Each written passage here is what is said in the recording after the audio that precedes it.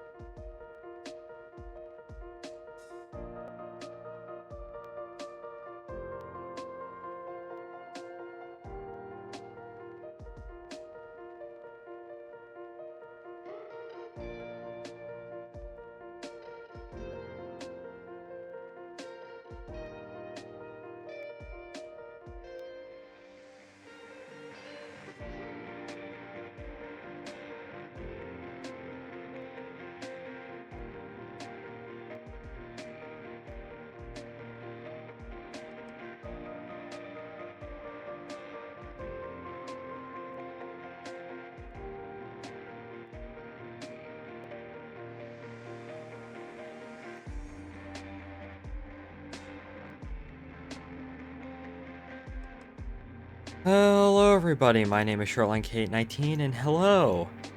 Welcome back to, it's been a while since I streamed. I was with my friends for most of the week, a wonderful meetup. But hello Average, hello Alexis, welcome in. Hope y'all are doing okay. Bonk indeed. We're gonna continue to work on my... Here we are, we're here in familiar settings like we're in a Kerbal space program. And we're gonna try and continue to work on this. Technically Earth Orbit Rendezvous, but, what did you mean by Railroad or IRL? All of my friends, who are on the Railroader stream, we had a big meetup, and we went to a billion different places. We went to Altoona to see Horseshoe Curve, went to 6 hobby stores, went to my model railroad club. So we were all doing, basically, we were all together and we all hung out for about a week, and, it was really fun. Bros railing, okay. So this is all fine and good, this launch vehicle right here. I think the only thing that we have left is the inner stage is a bit wonky. The inner stage is a bit wonky. And then some of the fuel ratios. Let's go ahead. I do want to check something. And that thing is... I'm a vanish. No fight in my chat. S1C staging altitude. Oh, S1C staging altitude. 67 kilometers. Okay, so that's mostly in space, so that's about 2/3 of the way to space. So let's go ahead. Well, let's see.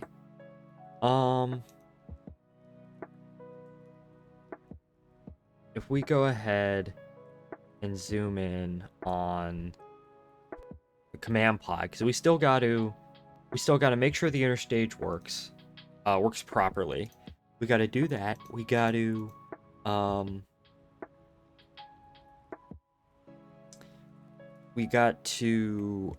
adjust the fuel ratios.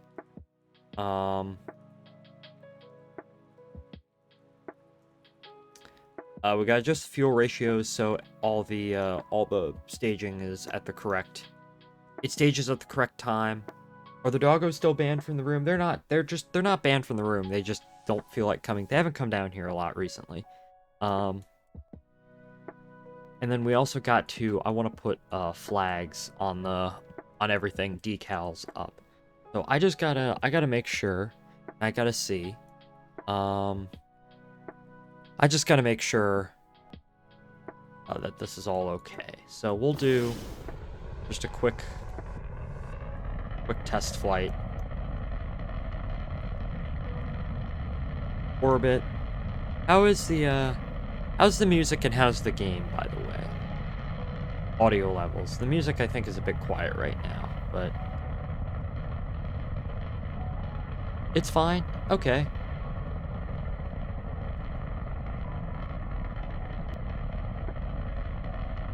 I do want to. Previously, I had I think the mod was called KSC Extended, and it added. Music is a bit low, but we can still hear it. Yeah, this is just a quieter track.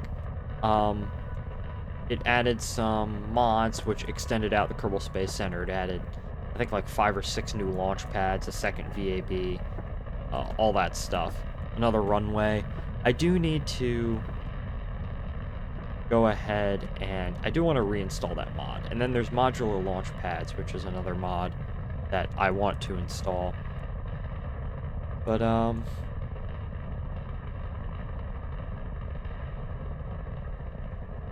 well, we'll see. When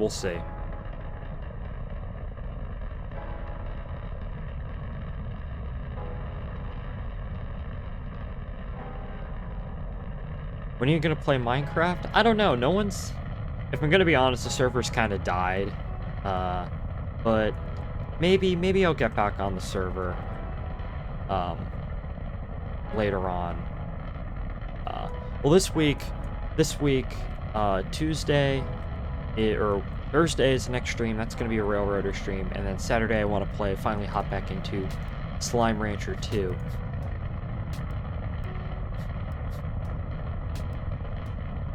So.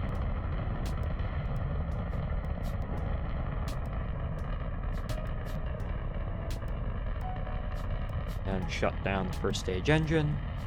Oh, you start on Slime Rancher? You weren't around for this, Alexis, but about a year, I used to, in the same way that I sort of binge stream Railroader now, about a year ago, I binge streamed Slime Rancher. I love that game, but there's been Slime Rancher 2, but there's been a new update for Slime Rancher 2 that I am very excited to potentially hop into. I do want to restart. I have a current save in Slime Rancher 2, but I want to restart it I want to restart that save. Seeing one of your old VODs? Yeah. And then there's also Slime Rancher 1. The interstage is not gonna. Yeah, that's the issue we have to solve. The launch escape system fires away. That's actually pretty good staging altitude, because we staged at what, maybe 40 kilometers? Maybe a little bit lower would be better. Yeah, maybe staging a little bit lower. Yeah, this is supposed to drop off the interstage ring. I don't exactly know what it's getting hung up on. But we'll have to figure that out.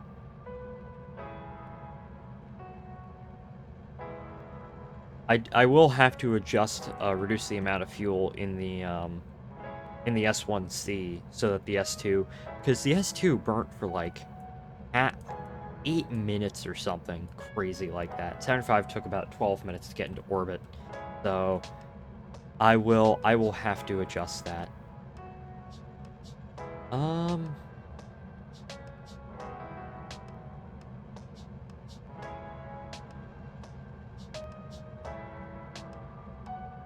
And then the rest of this is fine. So that, let's see, how much fuel do we deplete? by getting into orbit.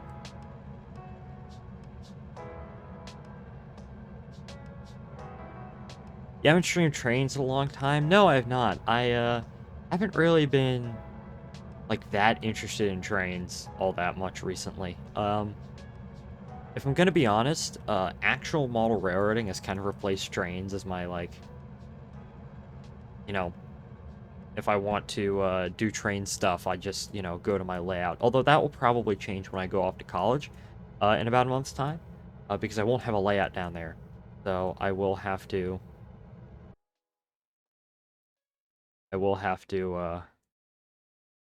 fix that. Okay, so the S2,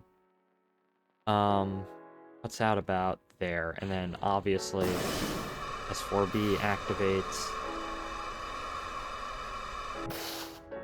And that's gonna go... I forgot to put up a do not disturb sign. That's gonna go and do its thing. Alright, so let's revert back to the SBH. We got to... Oh, I forgot that I still have the display capture up. There we go. Open. I was starting work on something a bit different, actually, just in my spare time, which is that this... I was starting to work on a Titan 2, or Titan 3, and then I was making a sort of a big Gemini replica, as you can see. So that might be coming in a future video, but let's go ahead. Give me one moment.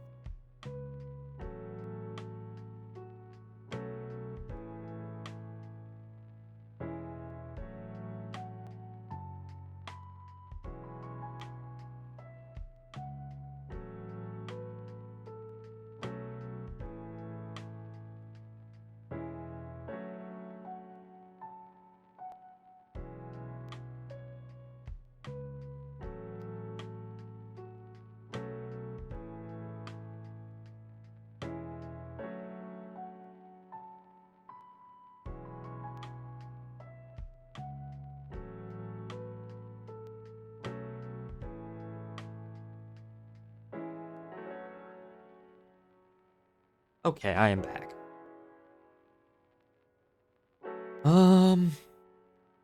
Haystack, I abandoned that save, to be honest. I think I'm far more interested in actually working on replicas like this than I am.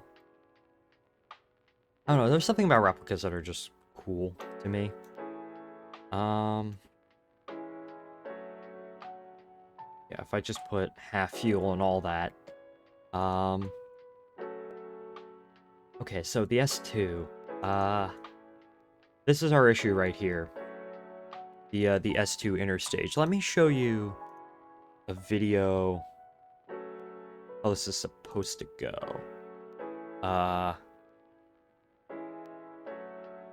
If I just go ahead and look up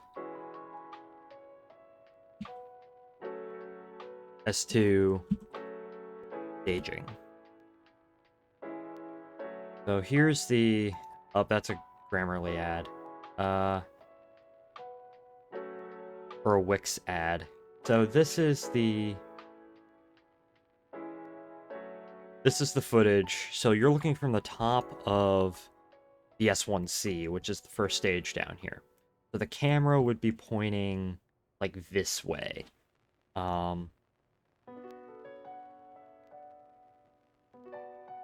On Apollo 4, the first flight of the Saturn V. Yeah, it's still all dark. And then the slow motion cam? Nope, there we go. Okay, no, actually that's looking up. That's looking up from the S2 itself. So that's looking up like right here. That's the view you're seeing right now. See, the S1C cuts off, separates. You have the 5J2s. This is a, I don't know if this is real time or slow motion. I believe this is real time.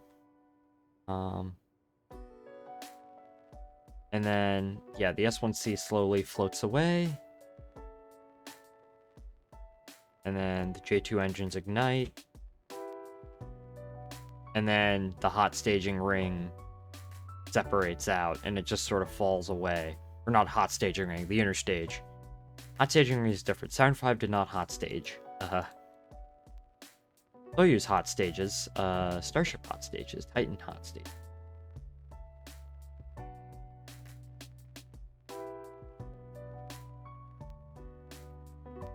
Okay.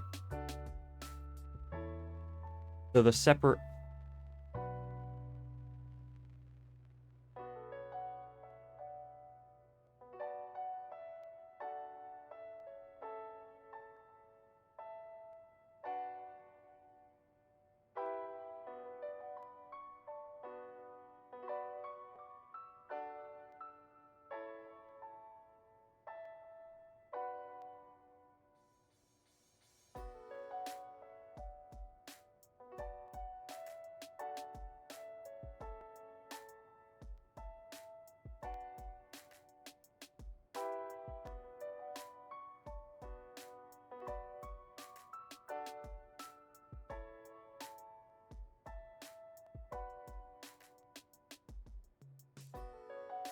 Hello, sorry about that. Also, Alexis, your chat name just suddenly changed to red. Yes, so if you don't know, my freaking, the only way to, well, not the only way, but the main way to get to my laundry room, the only convenient way, is to go through my bedroom, and my mom is currently doing laundry in the background. So if I just drop out, everything in the world drops out. All 12 reference? I don't know. That's why. Yeah, I changed it. Okay, cool. Okay, so I'm gonna save. So there we go.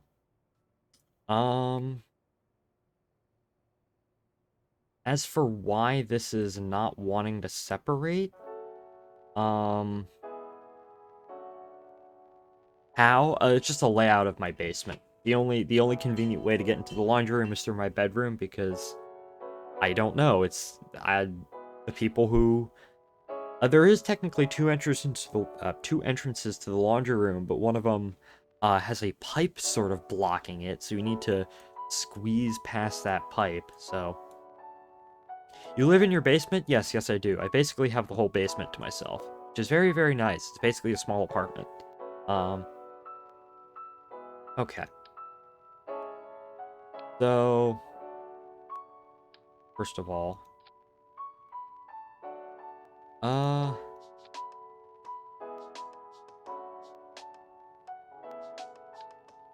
I am actually going to try something real quick. And that thing is called just add another decoupler. Bro redded himself. Yeah, he's red now. Let's see. PD500 stack decoupler. Oh, I have glitched myself out. And yay! Okay, one of the... where is it? Leo's here! Yay, Leo's here. He's here! He has his ball. Dog indeed.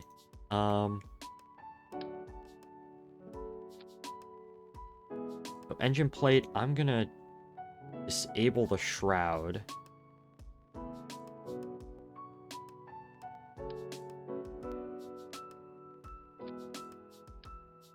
And then instead of making this an engine plate or like a engine plate, I'm just gonna make this its own part. He has a ball. Leo always has a ball. Turn on the Backum or however you say it. I don't know what you're referring to. But Leo is he's Jover there, the thing. Okay.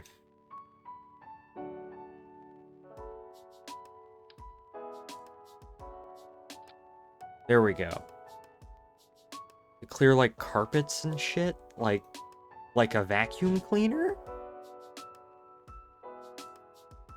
Why? I vacuumed my room yesterday. Yes, that. Why? I don't... Oh, you hear that in the background? Oh, if you hear things in the background, that's just the laundry. Oh, I did not mean to attach that there.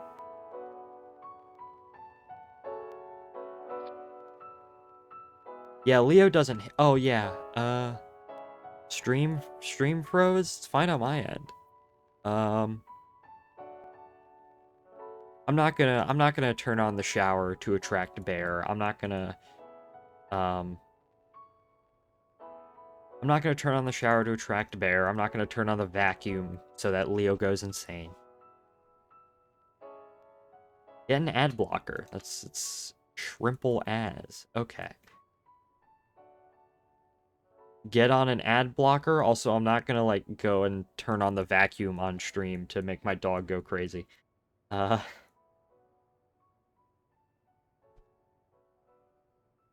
Okay. That's still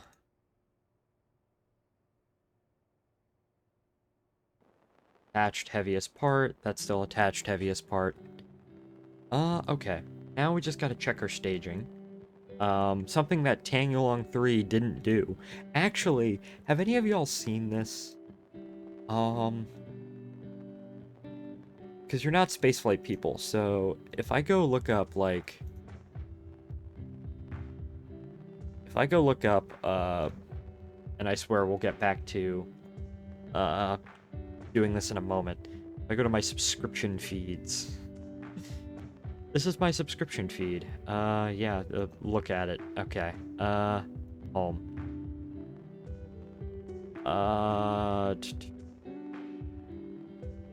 What was I looking up? And long retest. So this was, of course, I'm getting an ad from PenFed Savings. Yeah, no, please skip. So this is... this was so Space Pioneer is a company out of China, and they're making a rocket called Tianlong 3, which is basically just a Falcon 9 clone. If you look it up, it's literally just a fucking Falcon 9. And what they did is they did a static fire test, where a static fire test is basically where you put your rocket on your launch pad, you light up your engines for a couple of seconds, you shut them down, but you don't lift off. You don't release the hold down clamp, which causes your rocket to lift off. At least that was the plan. Sorry if I'm a bit quiet this stream, I'm busy playing that damn mountain game. Fine by me, average. However, what ended up happening was... Well, you can very clearly see. What ended up happening was that the hold-down clamps to hold the rocket to its pad during the static fire didn't work. And as a result, this thing went uncontrolled. Just flew into the air uncontrolled. And it flew about 3 kilometers and hit into a mountain. Now, if it flew in any other direction... Now, they're testing this out, like on the outskirts of a large city. I don't know which city. I don't remember which city. But if this had flown in any other direction, it probably would have hit a city and killed a bunch of people. Yeah, 1.5 kilometers southwest of the test stand.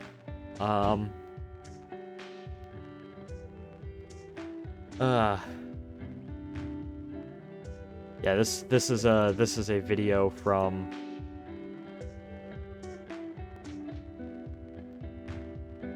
This was kind of crazy, and they downplayed it by saying, yeah, it's like, okay, it was being tested far away from a city. You saw that little scroll pass, because this was the, I guess this is a video that was just a repost of a video out of China. That's some footage of the rocket, and you can see those are apartments. That's not that very far away. So that... Yeah, that happened. Go watch the Scott Manley video, if you want to see. So that's all I can really say. Just go watch Scott Manley's video on it, and, yeah, okay. We gotta check our staging. So that's first 4 engines. That decouples.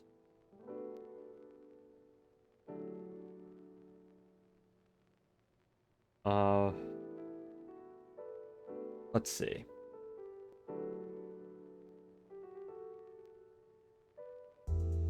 Okay.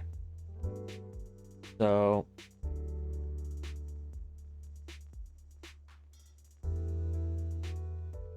So you have the hot staging.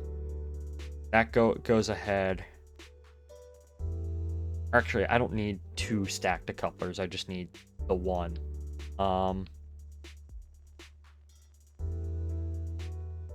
Stretch. Okay, I can stretch. Gotta stretch. Okay, I don't need 2 of those. I just need 1 of them. So, loud. Okay, so stage engine's cut out. That goes ahead and separates. Engines fire. Let's see. Engines cut out. S1C staging. The ullage motors. The engines activate. And then you get separation of the 2 stages. So that's what should happen.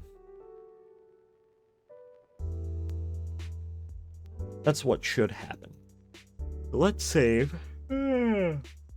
Sleepy. There we go.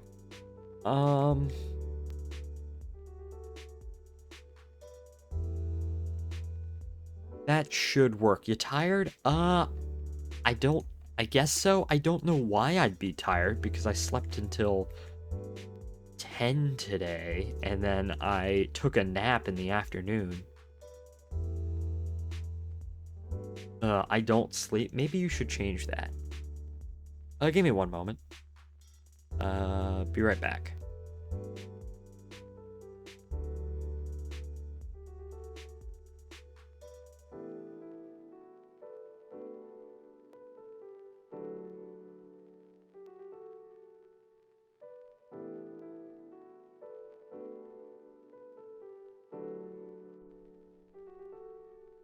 Okay, sorry about that. I am back. I don't know what sleep is. Well, of course, I am Fonks, so we do need a lot of sleep, like 10, 12 hours a day. So, in that case, I got the bare minimum.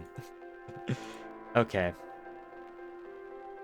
Let's go ahead and fly this thing 1 more time.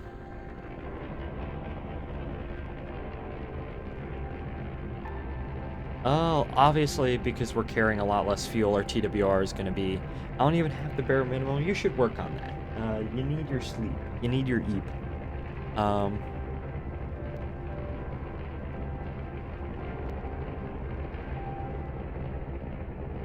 Alright, here we go.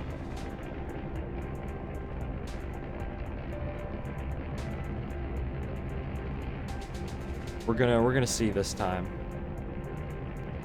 You gotta do the grind in Roblox? I guess so? The only time I've ever really played Roblox is when me and my friends, like a long time ago, or back during COVID, we'd stay up stupidly late and we'd play like a Roblox Vietnam shooter called Unit 1968. And many things were said that I will not repeat here is all I'm going to say, but that's like the last time I played Roblox.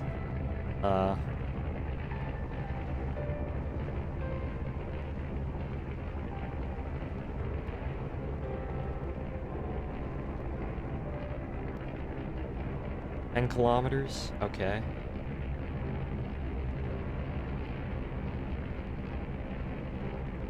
Yeah, that staging altitude is actually quite low. Okay, we do need to add a bit more fuel back into the... Actually,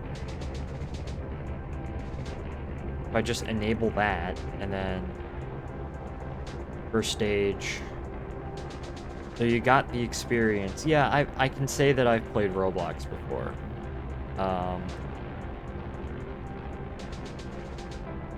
I just might delete my current account and make a new one. That's fine. Okay, moment of truth. Staging time. That is still a bit low, but... Activate.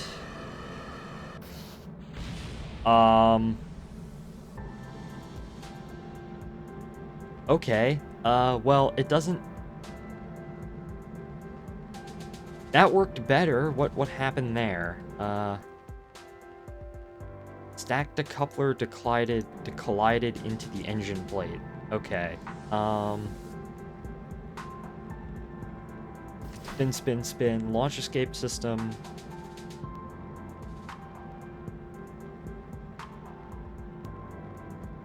That staging was a bit low.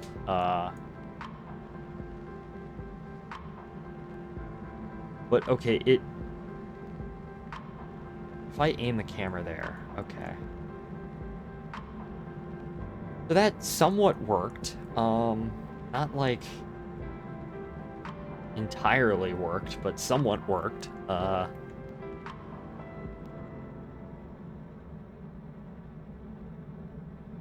Yeah, and it also looks like I need a bit more fuel in both stages, in order to get this to actually work.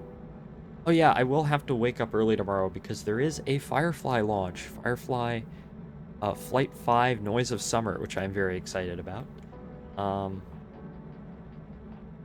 So this episode, this stream is mostly just gonna be me. It's mostly just gonna be me just launching this thing over and over again and just dialing in the parameters for it.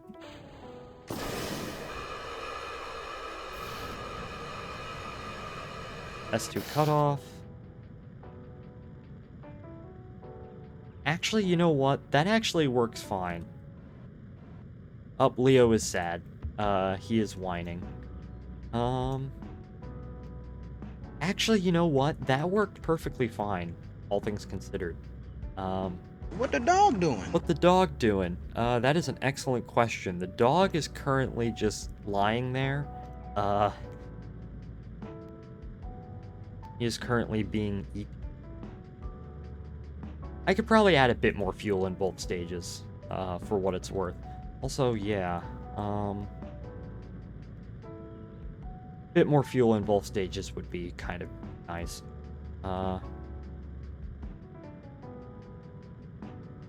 Yeah, that thing can get into orbit. Okay, let me go ahead and... Since when does it make what the dog doing sound? I added that like a month or two ago? What does he want? Oh, he wants small.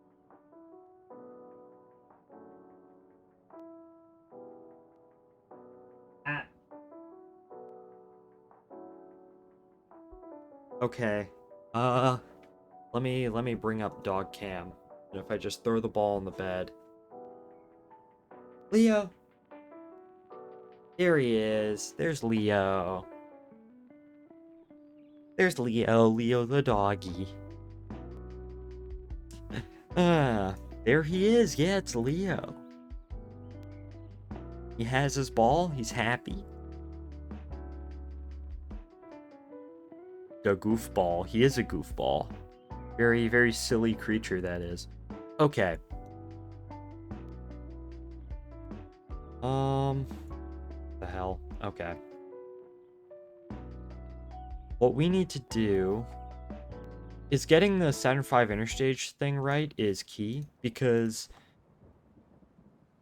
I need to get that done, and then I need to, because the con ops for this is you launch this into low Earth orbit, or low Kerbal orbit, and then you have a tanker which comes up and it refuels your upper stage. So...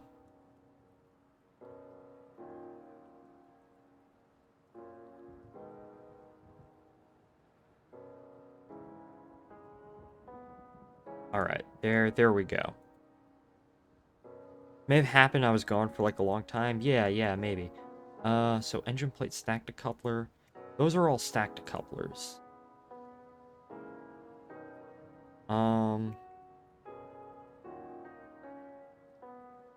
The stacked decoupler, what if I just decrease the force percent on the stacked decoupler? And why did I just make it orange? You know, it's really funny because, like, this is the orange foam, right? It's the spray-on foam insulation.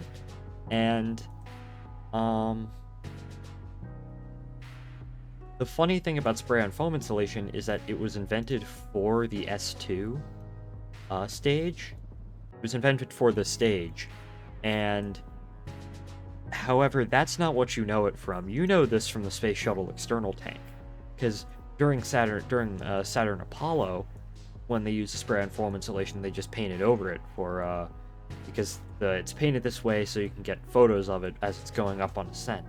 But when shuttle came around, they painted the external tank, like the first two external tanks, white, and then they were like, well, this just adds pounds, so let's just leave it to its bare thing, which is orange.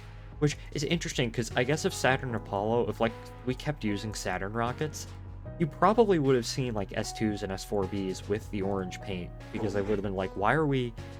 What the hell are you doing? Don't at E. Yeah, don't at E. He wants his ball again. He wants me to play with him.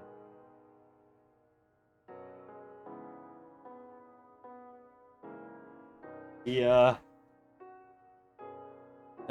silly dog.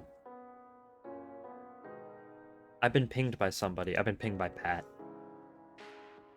Okay. Okay, let's, save. Let's try that again.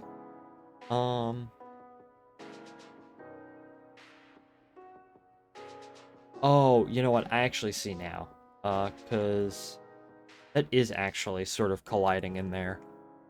He wants the ball, but he doesn't want to move. That's just what he does. It's no big deal, really. If I just have that go in a bit further.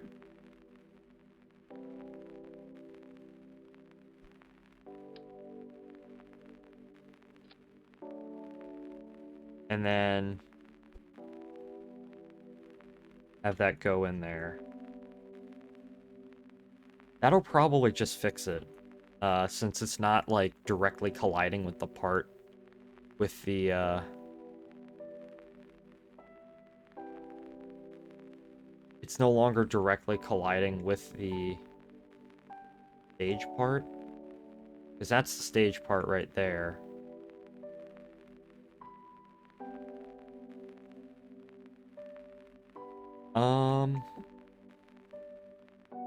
Okay, and then, he dropped the ball again. Leo, why you dropped the ball? Okay. Yeah, there we go. It screwed up the staging again. It combined those two stages when I didn't mean it to combine those two stages. Engines activate. There we go. Okay. Now...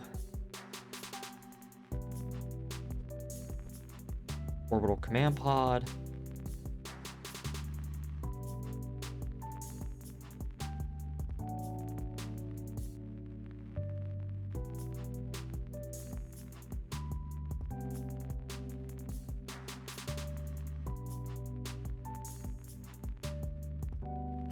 There we go. Launch.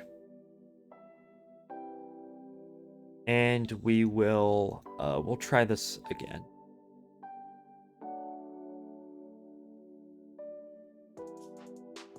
I can see him peeking his head through.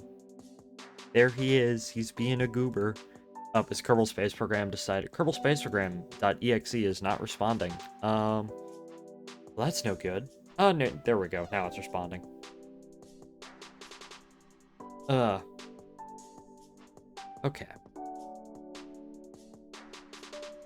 Let's, no more... back in KSP. Okay. There we go. Lift off again. We'll see. See if this works.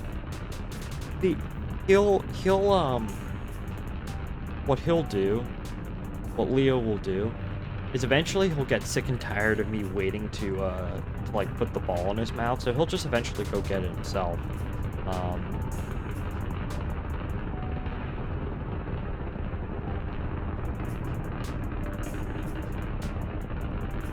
Okay. like right now.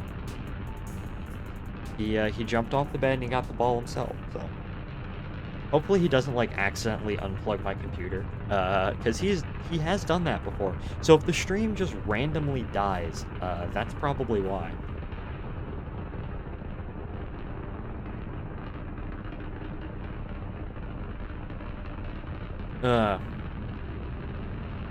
He is kind of a smelly boy, so Leo is. I just realized that when I finally go off to college, I am going to have to disable dog cam. I'm gonna have to come up with like another like webcam sort of redeem.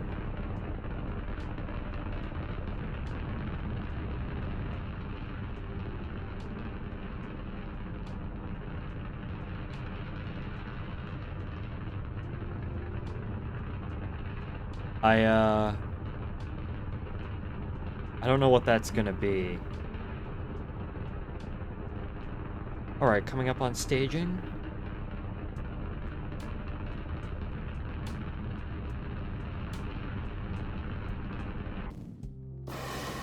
There we go.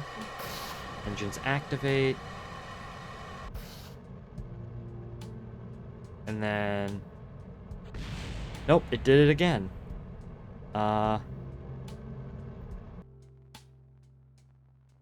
Stacked coupler collided into... Oh, actually... 20,000 credits for hand cam? No. Okay, so this time it collided into the structural tube, which means... I think we might just need to... and then obviously that pops off. I think we might just need to replace it with... Dude, the ball's right in front of you. I can just kick it into your right in front of you and you'll get it.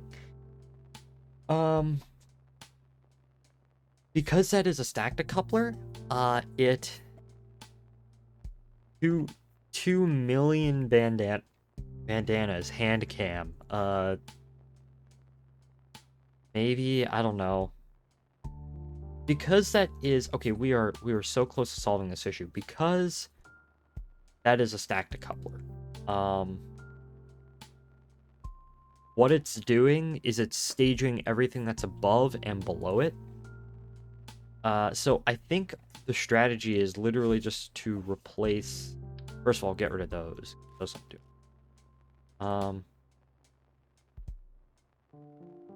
And then we need to relocate those to...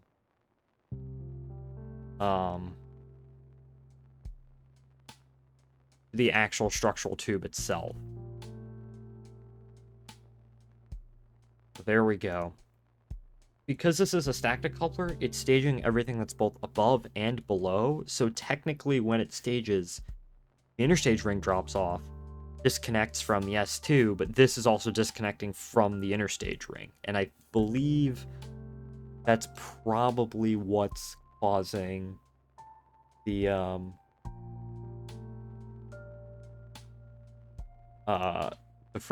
the issue there. Okay. So that is actually a fairly simple fix, if that's what the actual fix is. So if I just decoupler, if I just go ahead and I get a, not a stacked decoupler, just a normal decoupler.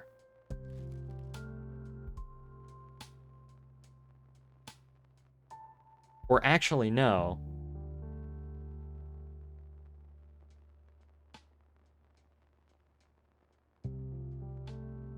Actually, no, wait. Stacked decoupler. So, okay. I confused stacked decoupler and stack separator. Okay, then that's...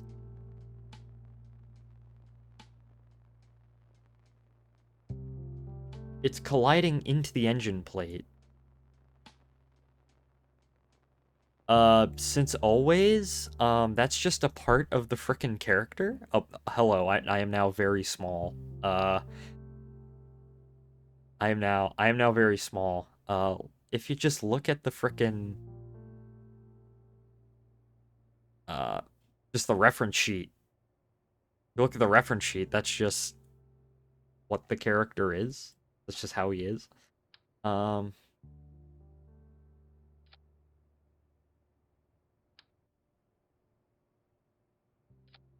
so if it's colliding into the engine plate,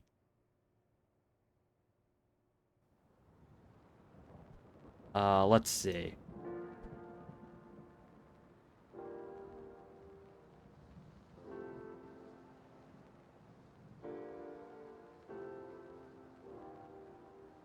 If it's colliding into the engine plate, then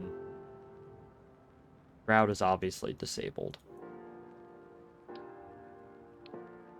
We need to make it not do that, but okay, so I think the way we fix this is is there a radial attachment port? Yes, there is. And if we just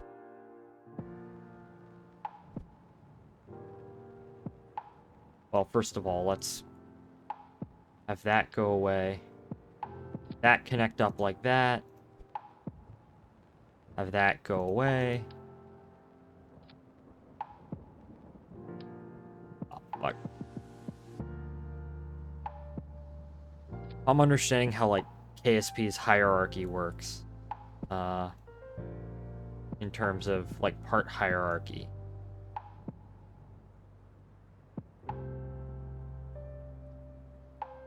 There's that, obviously. And then...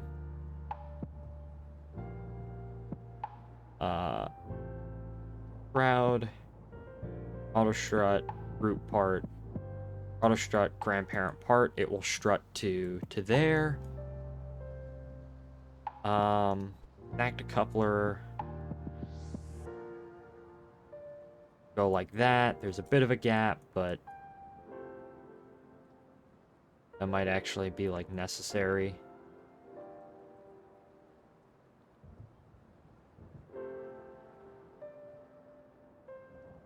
Let's try that, right? And we'll see how that works. So save. We gotta fix our staging. Okay, there we go. That separates. Those activate.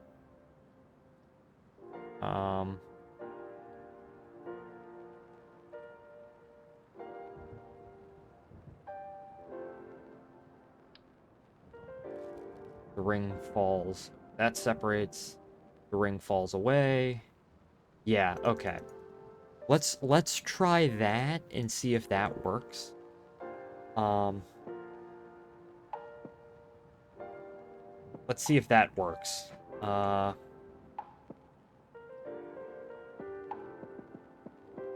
Orbital command pod. Launch.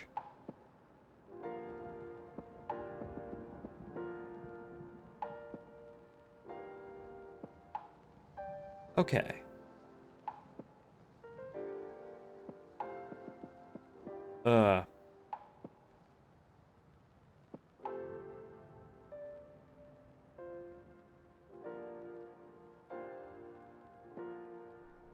Loading, loading, loading. Okay, I'm actually wondering who else is streaming right now. I don't know, sometimes I'll just get random thoughts. Nano streaming.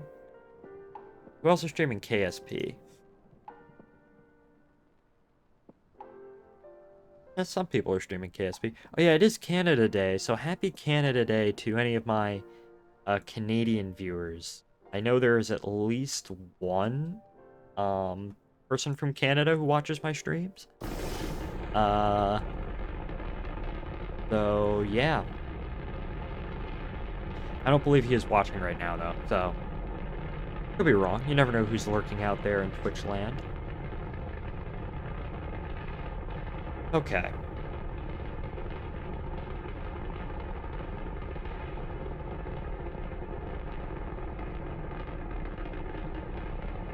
Oh, Leo has gotten up.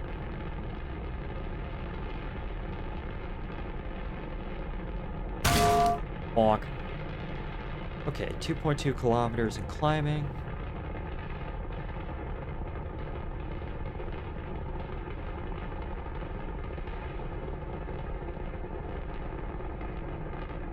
Just stay right there for right now. Does Leo want to go out? Well, he's gonna have to wait until I finish this test, so.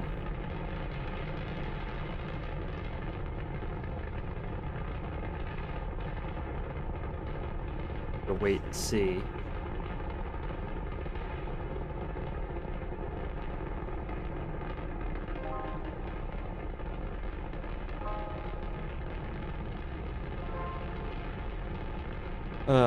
I wonder that too. I really do.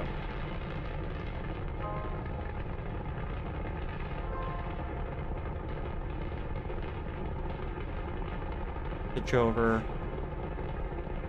If I can get this 7.5 to work properly, and it does mostly just work properly now, that opens up a whole bunch of possibilities, interesting possibilities. He wants to go out, but he is going to have to wait because cutoff. Those cut away. Activation.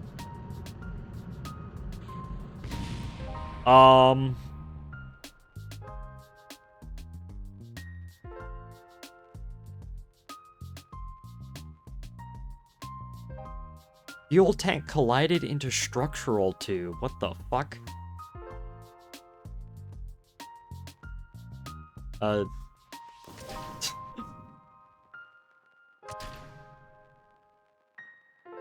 Alright, did Ryan download Railroader mods? He said he would, but we'll see. Wow, this problem is really making me like,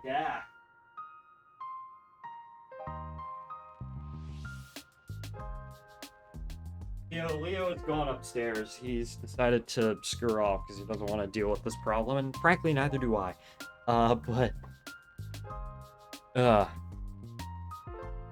No more dog, yeah. No more dog.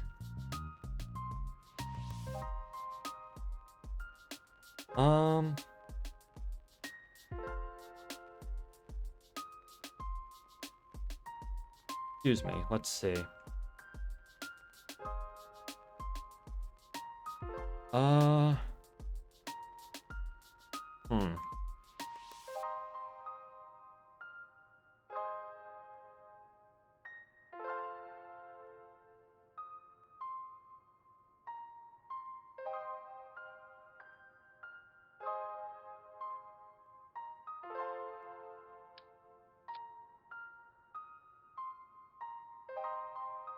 Okay, so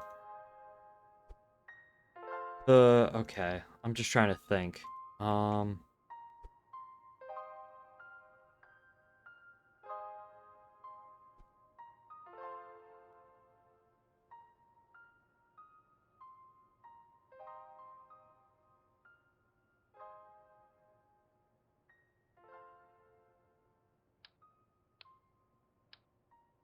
Structural tube, back separator.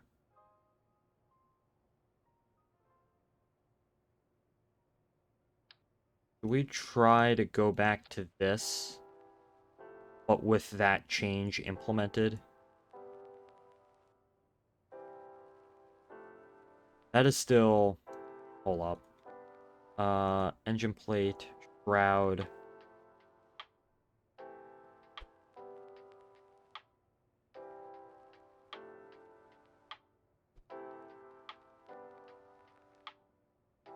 Shroud. Clearly enough separation room.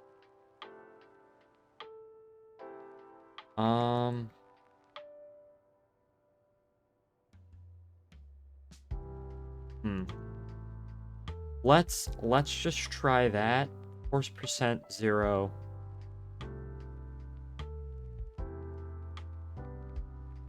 Yeah, let's go ahead and we can try that. And then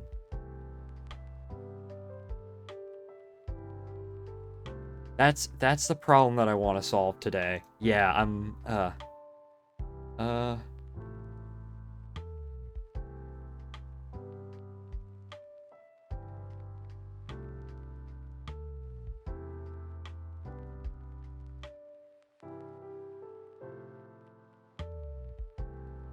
Okay.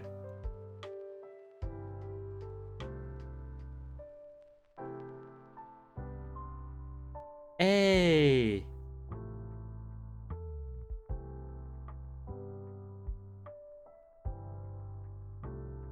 Yay. Okay, one of my friends is getting married. I just saw it. That's excellent. Yay. Okay. That is cause for celebration that my friend Ellis, the person who started it all, by creating the Terminus podcast and subsequent Skype group where I met all my internet friends, getting married. So that is excellent. I will try to be there. So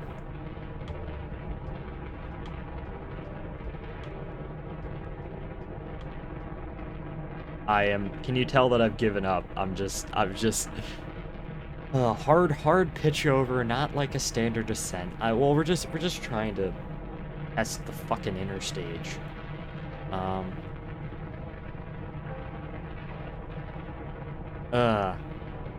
Yay. Okay.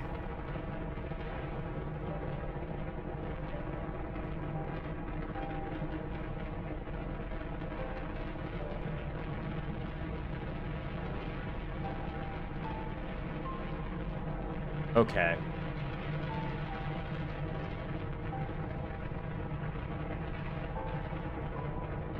All right. Yeah. This is too stupid of an ascent, but this is just to test out the frickin' thing. So I am just want to see. This is not the way you should test, but oh well, it's just a game.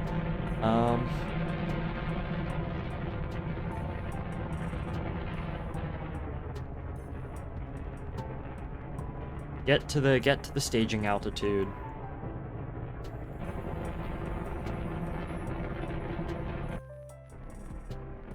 You know what? Close enough. And then that separates. Engines activate. That worked. That worked. Oh my gosh, that actually frickin' worked. Okay. Nothing died. That actually worked. Oh my gosh. Go ahead, jettison the LOS. Hey. That's so wonderful.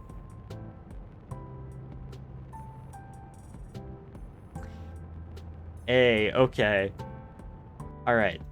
We'll go back to the space funnel hangar, we'll add the Seppatrons that we need, and then I'm gonna see if I can try and replicate that. See if that wasn't just a one-off thing.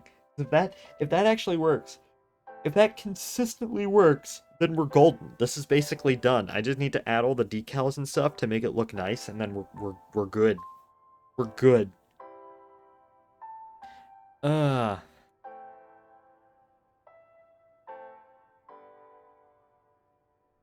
Okay.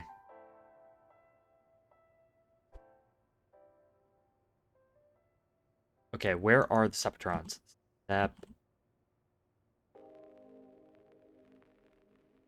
Seppatrons.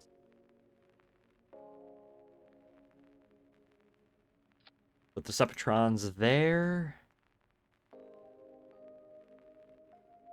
Where are my Seppatrons?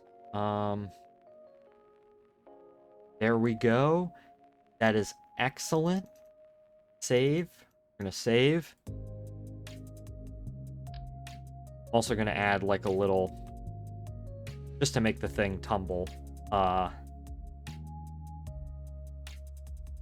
Little Seppatron down here for staging purposes, because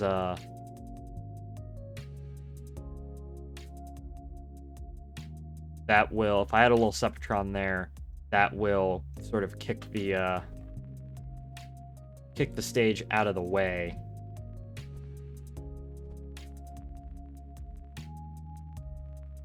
At least cause it to like start tumbling. There we go. Yay, there we go. Excellent, excellent. Hey. You know what? This is cause for much celebration. So let me go ahead and just uh oh, I don't have a yippee sound. There we go. We'll do that.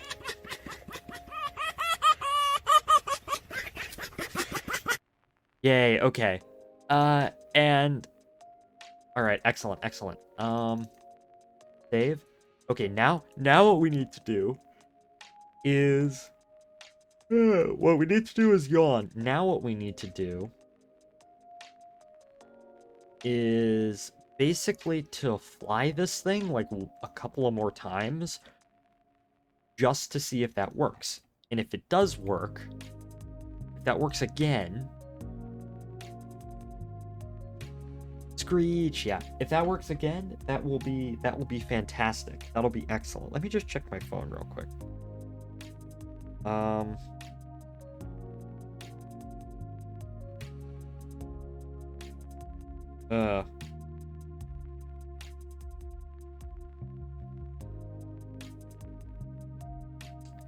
okay. Sorry, I'm checking my phone real quick. I just want to check a couple of things and then we will yawn again. Um uh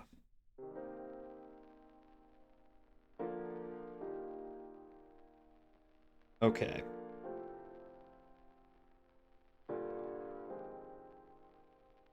Okay, sorry about that.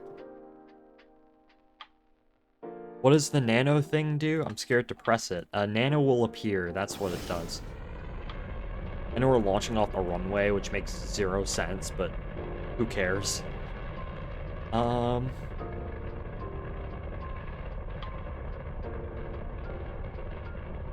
Okay. Time to fly a, like a proper trajectory for this one.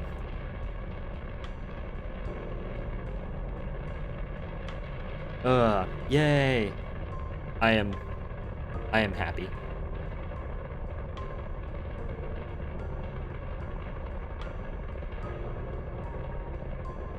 Okay.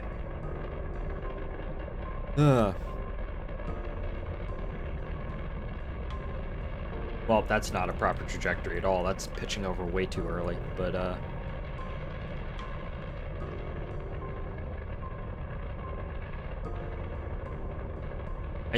maybe I should get mech. Do I have mech jab installed?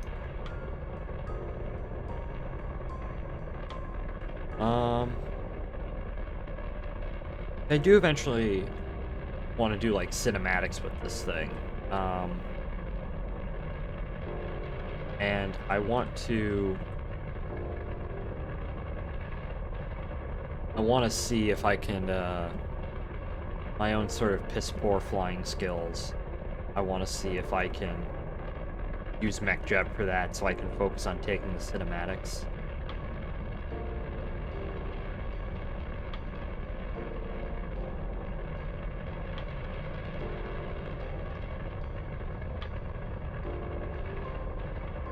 Okay, first stage. Center engine cut off. Or inboard cut off. Okay, moment of truth. I'm either going to be really happy or really freaking deflated, but we'll see. Okay.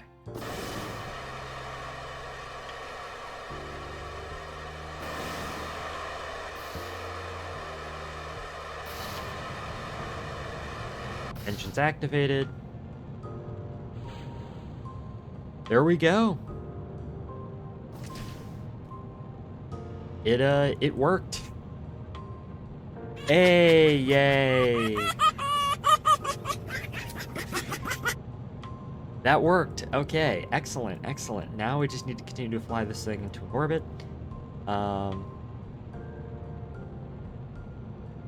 Gotta have this this stage burn for a long ass time. It worked. Yes, it did work. But we just need to continue to accelerate forwards.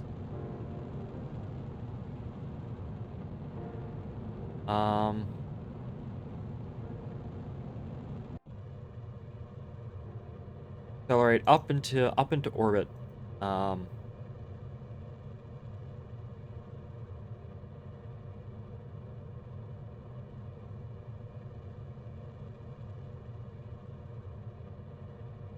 Actually, maybe add a bit more fuel to that state. Okay, to be fair, we did take a super shallow trajectory.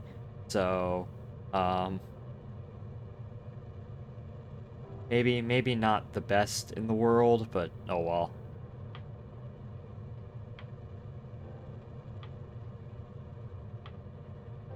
Yeah, that trajectory we took was super shallow. That wasn't the best.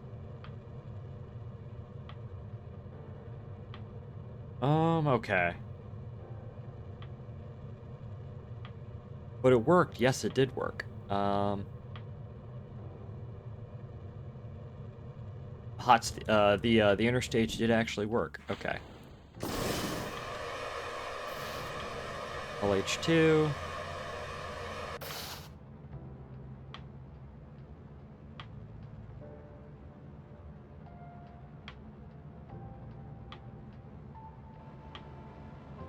There we go.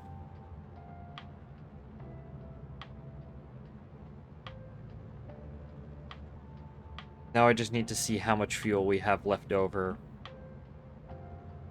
by the time we get into orbit.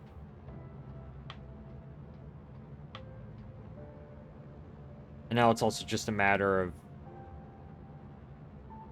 we need to burn horizontally.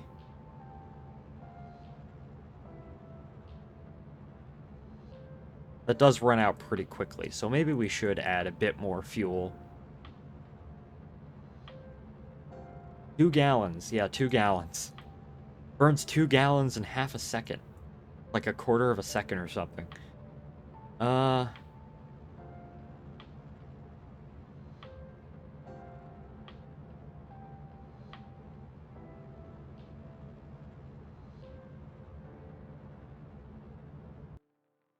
Okay. We can do... I'm going to, try again with a better trajectory. A more, like, focused trajectory, and we'll see. Because that one was really shallow. And as a result, we wasted a decent amount of fuel due to just grav losses and whatnot. Up, of course, sticky keys. Come on, KSP.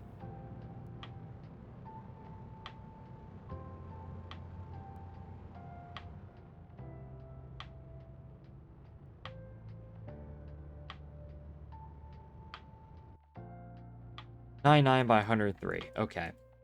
So it looks like we have about more than half of the fuel missing from the stage, which that's going to have to...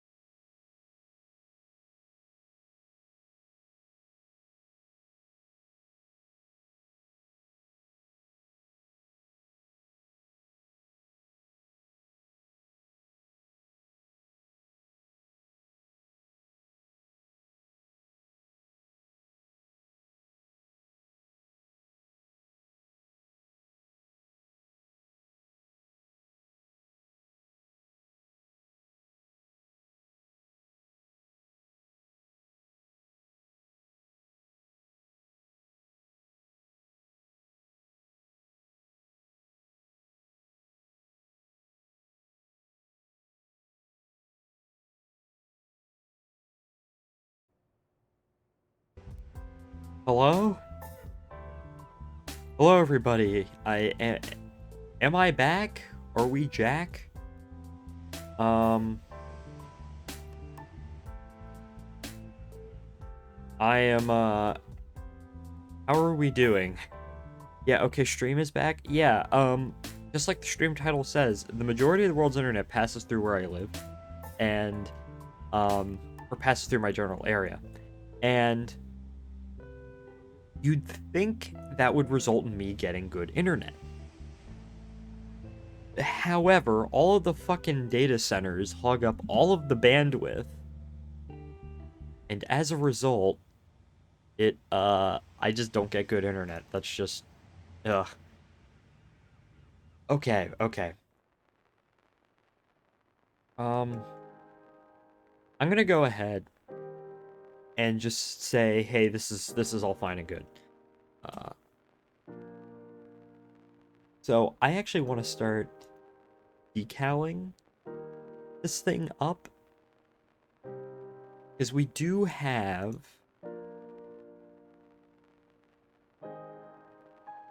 decals in this game, or it's a mod.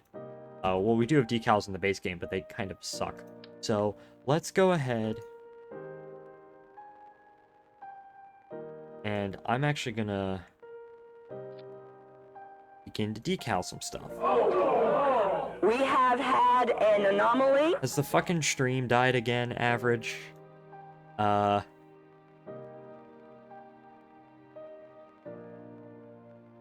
I hope not.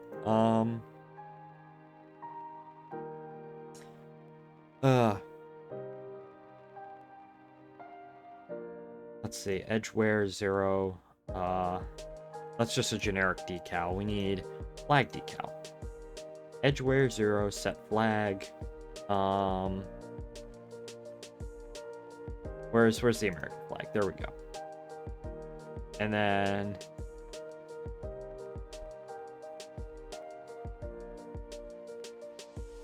oh yeah, it's like a decal on the part. Oh yeah, like right there is fine. So that's gonna go right there.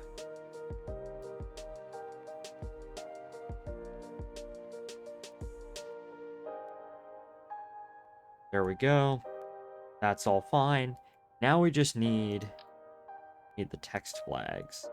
So that text USA, and then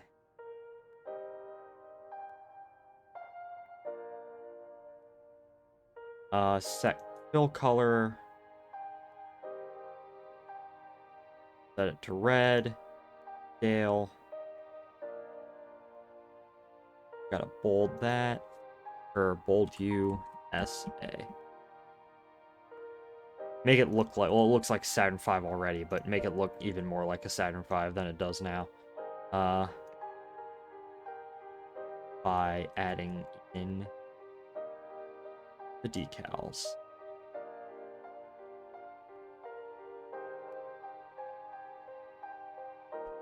And then edgeware, depth.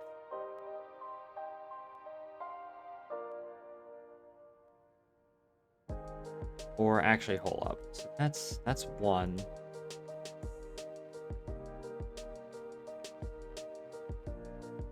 $70, yeah. Looks good, looks good. Let me look at the actual thing real quick. Yeah.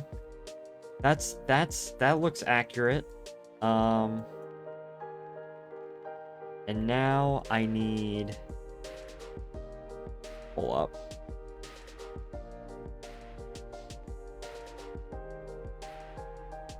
I need, let's see, what's the next? The next one is United States up here. So I just, let's do it in bold.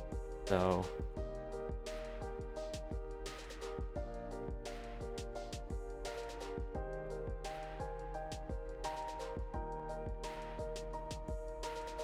United States, Calibri, set fill color, set it to the red.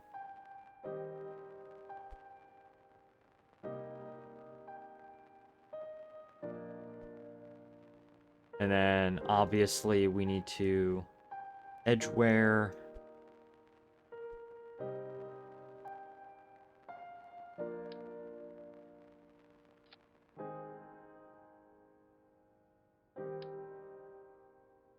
Do it like that, okay?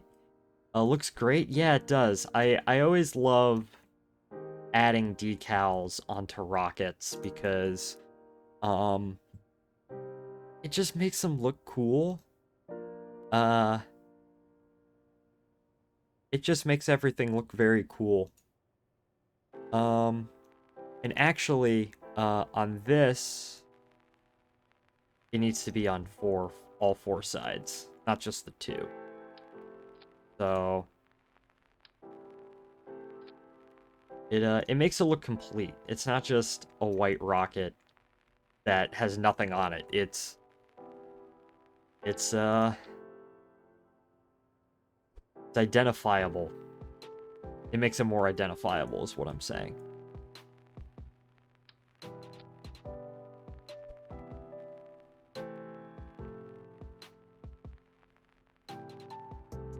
There we go. Okay, that makes it look like a Saturn V. There we go. That's the finishing touches. And now what I actually want to do is so if we look up display capture. So most Saturn V's that launched, there's a woman with next to a Lego rocket. A Lego Saturn. If you look at the S4B, the upper stage, right? It doesn't have... It's just white. It doesn't have any decals. But if you look up, was it Saturn 5B, Saturn 5, what was it? No, that's the Skylab version. What? Or Saturn 5 500F. You look that up, and I know I've glitched out. If you look up Saturn 5 500F, this is the first one that they made. And this is the first Saturn V that was made, and it wasn't meant to fly. This was meant as a structural, what's called a structural test article, which is basically it has all the dimensions of the Saturn V. It weighs the same as the Saturn V, but it's not like a fully functional one. And they built this because they wanted to do vibration tests. They did vibration tests at the Marshall Space Flight Center in Huntsville, Alabama. The first stage was an actual first stage with real engines. So they did static fires on that. They obviously what they did is in this picture, they brought it out to the launch pad at Cape Canaveral, and they stacked it in the VAB, and they rolled it out and they tested it out. You'll notice, interesting thing about this picture is, if you know anything about Kennedy Space Center, you'll know that there's only two pads. There's pad A and B, but there's actually provisions, as you can see right here, for a pad C, which was never built. Although it might be built because of Starship, though. Although, what's 39A now? What's 39C? What was designated as 39C but never built is now Launch Complex 49, which is going to be built out for Starship in the next coming years. So that's going to be cool. And what I want to do is basically do that text like what they did on the 500F, where on the S4B there was actually USA. Because frankly, I just think it looks cool. I just think it looks cool, so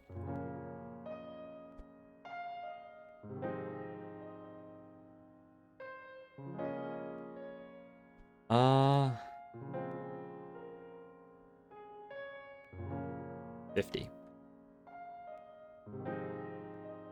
Okay, and then also I realized that so those two USAs are in line, and then the actual United States is in line with the black part down there. So that's how it should look.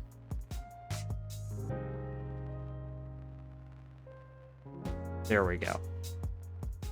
So that is accurate. So there's our Saturn V. It is wonderful. There we go. It is complete. This is done. Our Saturn V is done. Our actual landing craft is done. the only thing left to do is just to test fly it, right? And then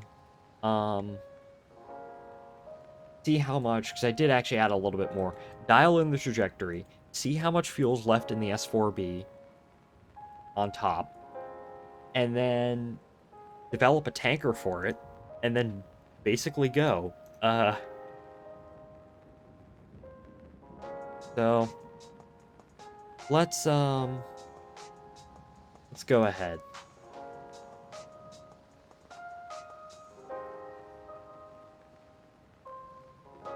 Okay. And then command pod. We'll adjust that. We'll switch our editor.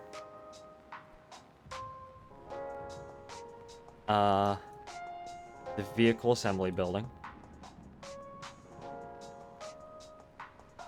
Gotta zoom in to the command pod.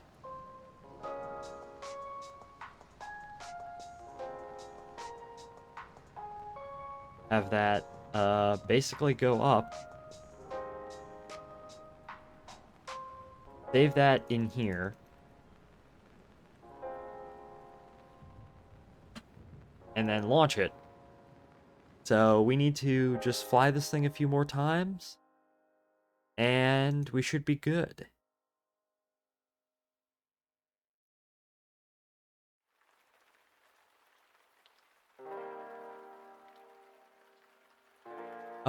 Okay. Up.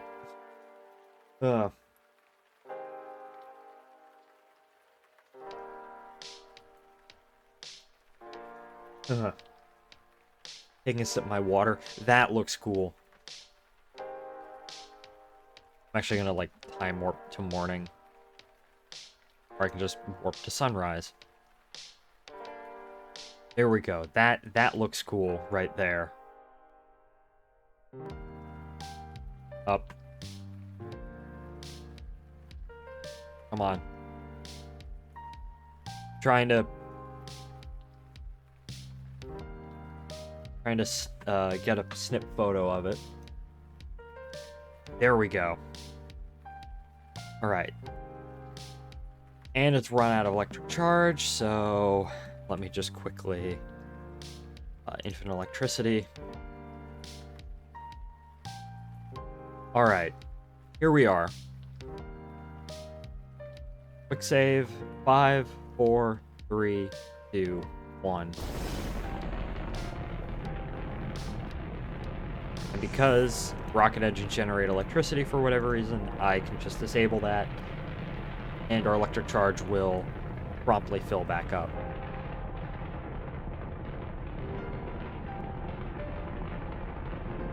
Alright, excellent. And then, I gotta be careful.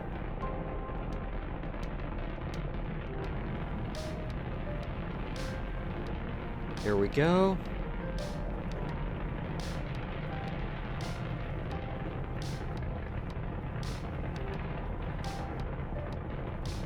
Stay like that. Oh, that looks cool. I'll take another screenshot right there.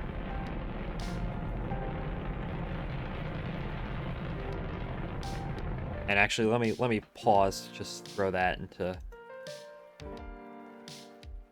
Come on. Well, let me copy and paste. Fuck. Okay, well, it's on stream, so.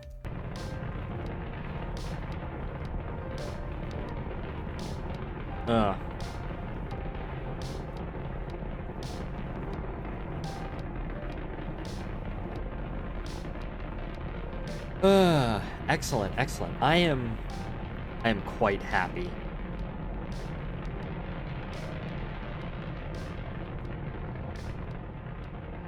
One of the engines, the inboard cutoff.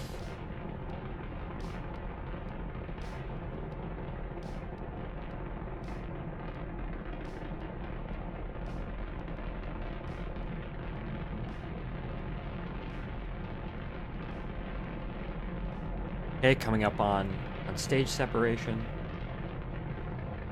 How long does a KSP stream normally go for? Normally about 2 hours or so.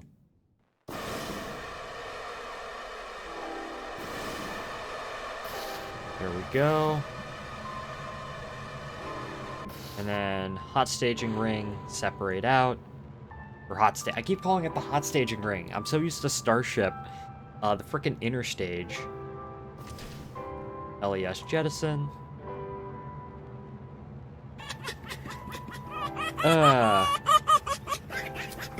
Honks. Now I just gotta slowly accelerate to orbit. Aw, oh, this is so cool. The decals make the rocket. They just do. The thinking about, like, the con ops for this, like, realistically speaking, because you have this makes it into orbit, this upper part over here. And then, you have... Well, you have to refuel this if you want to head out to the moon, because this is your TLI stage right here. So you'd probably have your crew launch. You'd want the tanker to launch, right? The tanker would stay up in orbit for, I don't know, a couple of hours. And then a few hours later, you'd have your actual rocket, this launch. Considering this would dock to the tanker because they didn't have like automatic docking systems. I think the first American spacecraft to have an automated docking system was Dragon in the early 2010s. Not because the United States couldn't develop one, it's just that we chose not to. Soviets developed an automatic docking system back in the 60s with Iglo, although that was kind of a mess. Kind of is a bit of an understatement, but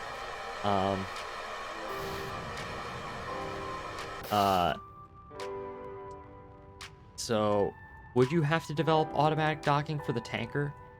Because this is a much larger craft than the tanker, so they might have just done it anyways, just because of you know, all that. Tanker would dock to this, tanker would refuel, you'd go out to the moon, do your lunar mission, and then come back. So...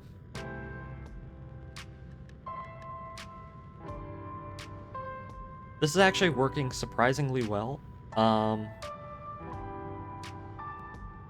This is actually... yeah, this is working surprisingly well. I am very, very happy. Might as well start the fuel cells now. About how this is turning out.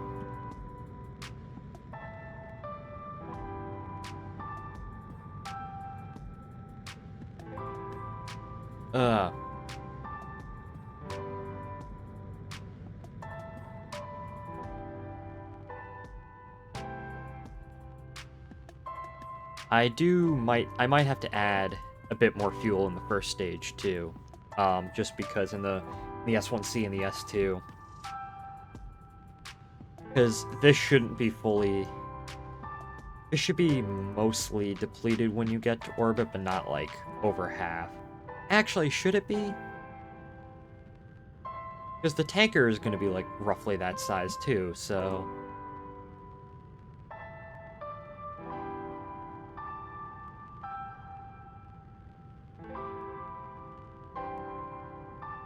Okay. Cut off. We're still gonna have to do one more small burn to get us into orbit. That should be all fine and good.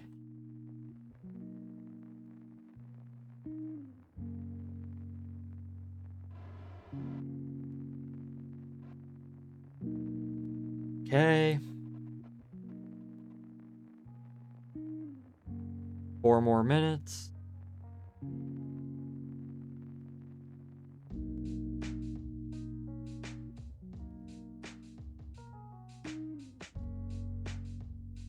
Warp around for another minute. Get into position.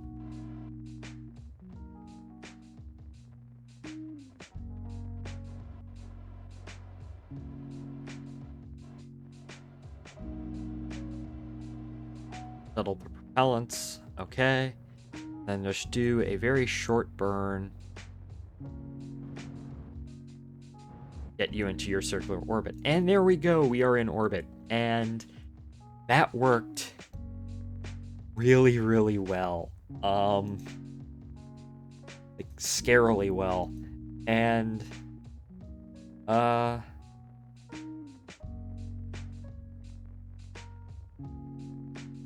okay. So over about half. You know what? That's fine. So obviously we only have half the fuel in order for us to get into orbit. But at this point, what you would do is you would have your tanker, you would come up, you'd refuel your S4B. And normally the normal S4B has 2 J2s, but this has 1 J2, but this has 2. Go ahead, you'd jettison the tanker. The tanker would then promptly deorbit. You'd relight your engines, perform your TLI, which this stage has just enough to actually do the TLI, which actually works out very, very well.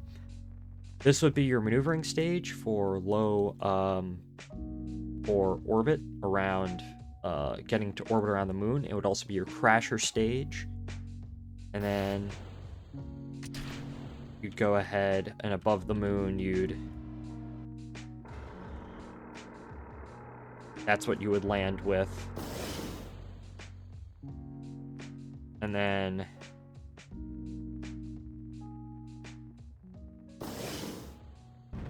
which I don't know why that's not working, but that's supposed to be the abort motors. And then what you do is you then go ahead and you come home in your command service module. And I've glitched out. Okay, so that works. All this works. We don't need to change it. Maybe fix the action groups. Shut down engine, decouple. That's yeah.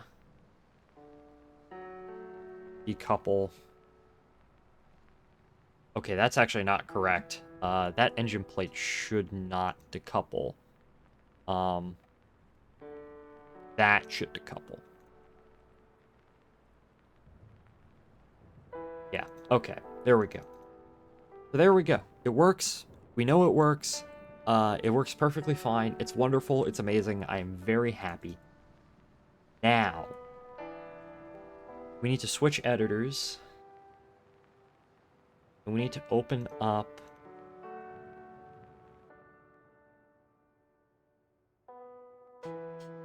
the thing again. And we need to focus. Okay, so what we're going to do, everything above here we can ditch. 3-stage Saturn V, that's all fine and good.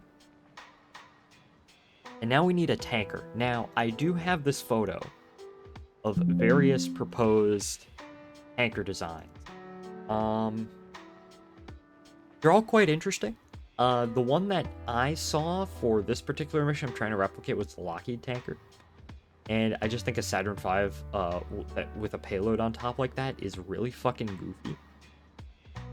However, realistically speaking, S4B tanker number 1 and S4B tanker number 2. Is this going to be the stream where he swallows a hard-boiled egg without chewing? No, Spud. No, it is not. Also, welcome in. I managed to get my Saturn V to work, which is very amazing. I was having a whole lot of trouble getting the S1C, S2 interstage to drop off correctly, but I did manage to do it. And now I am just drink pilk, or drink MF. I thought you were saying drink pilk. What have we done in KSP so far? Okay, so I am trying to replicate a proposed basically mission architecture for Apollo that involved launching your direct descent spacecraft. Your Saturn V would launch your direct descent spacecraft into a low Earth orbit. So you would have your direct descent spacecraft, your CSM with your ascent, your descent stage, your just lunar stage that helps you get into lunar orbit and gets you most of the way down to the surface, and then your S4B that does TLI. So this Saturn V throws this part into low Earth orbit. By that point, the S4B is mostly depleted of fuel. S4B in this also has 2 J2s instead of 1. And then you have a tanker that comes up, refuels the tanker, or refuels your craft, your S4B. S4B does TLI, and then you just go and do a standard direct descent sort of mission profile. So that's what I'm trying to recreate. I have successfully managed to recreate the first part, the hardest part, which is the actual direct descent craft and the Saturn V itself. So what I'm doing now is I'm basically building the tanker. Crasher stages. That's basically what it is. I am recreating the tanker, and I had this picture up of various proposed. This is from the David Portree's No Shortage of Dreams blog. This is various proposed tankers for Apollo, and the green represents the liquid oxygen. Now, I think what I'm going to do is just replicate one of the S4B tankers. Now, of course, the way I can do this, I'm just going to replicate one of the S4B tankers, and then they're going to dock basically tip to tip or tail to tail, but only 2 tails, not 9 like me. And they're gonna dock, they're gonna refuel, and then they're gonna go on their absolute merry way. So for the tanker, I am going to need some sort of active cooling. Fuel cells probably aren't going to cut it. Let me just go ahead. I'm gonna need some sort of active cooling. I'm gonna need enough fuel to actively cool. I'm going to need more what's it called? Because this needs to be, because we determined that drink coolant. The S4B on TLI it uses with the direct descent spacecraft, it uses all the fuel up, but when it gets into orbit, this thing is with the spacecraft, with the direct descent spacecraft, it's only about half full. So as long as we're able to get into orbit with that amount of fuel, we're good. Let me just go ahead and let's see, add batteries. I can't really find a whole lot of information on these proposed tankers other than that they existed. Let's actually go ahead and do some digging. The first place I'm going to go to is NASA NTRS, NASA Technical Reports Server, search all fields, tanker. When is that from? 1992. Oh, this is a study for frickin' hypersonic refueling. Okay, that's not what I need. Tanker orbital transfer vehicle. Published 1983. Is there anything from the Apollo era? 1987, no. Apollo era fuel tanker. Well, it's about time I go. Well, thank you for joining in, Alexis. And it's literally just a tank from a lunar module. Thank you for joining in, Alexis, and I'm glad you could show up, and I will see you around. Well, there's the what's it called? I'll try and be on next stream. Nice.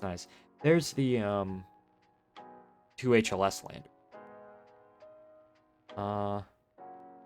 There's the ConOps for Artemis 3.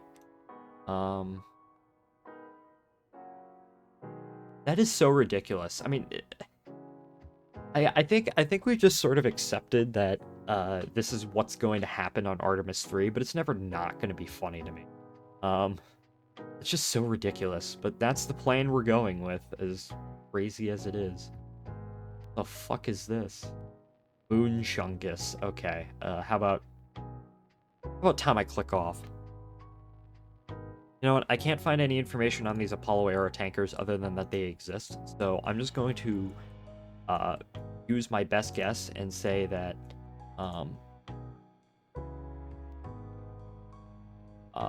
these would probably be battery powered, maybe fuel cells. Big Chungus mentioned deploying flares. Yeah. Nose cone.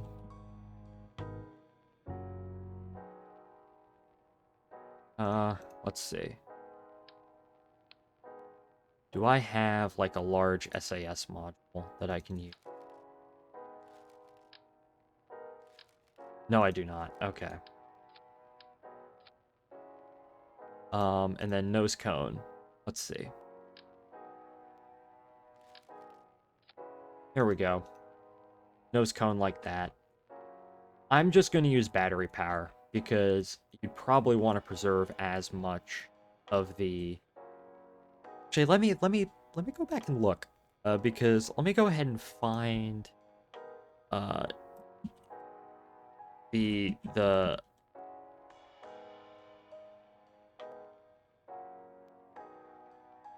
frickin' post that I stole this thing from. This is the No Shortage of Dreams blog by David F. Portree. He hasn't posted in a while.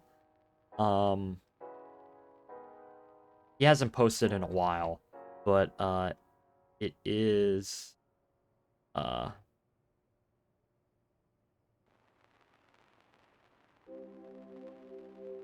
that's interesting. I'll save that for later. But it still is an absolutely amazing blog.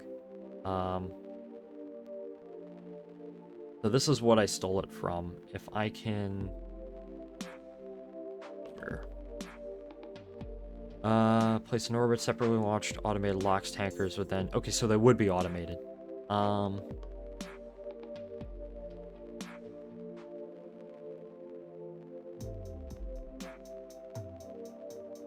Oh, let's see.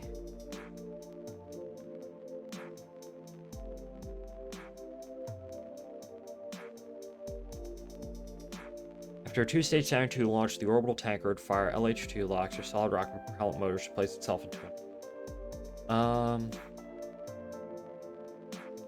Interesting. I think I'm gonna pass on that.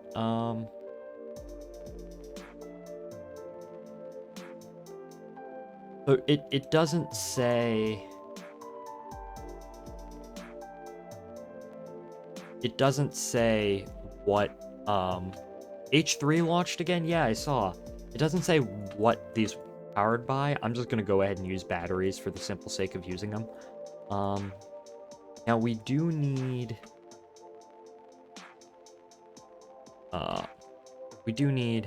I'll still be in favor of a Voyage recreation stream. That's, if I'm gonna be honest, bud, that's part of the reason why I'm doing this.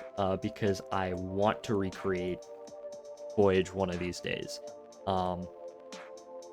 That would be really nice, because in order to get a Saturn V-B, at least the way I interpreted the book, is that they stretch to create the Saturn V-B. All I need to do is just add SRBs to this and like stretch the stage a little bit, and then I'm golden. Well, they also use the F1As and the J2Xs, so I would have to go ahead and overclock these engines.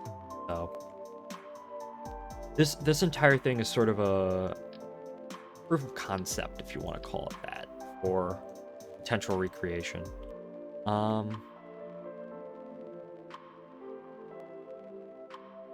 Let's see. RCS block. We got like a heavy RCS block, advanced RCS block. Let's see. I don't need those Sepatrons anymore on that. You can probably get rid of those. And then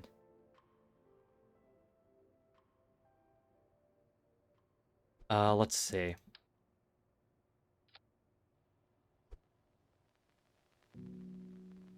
Yeah, I saw. I I know, and I am excited for it. I am a bit of...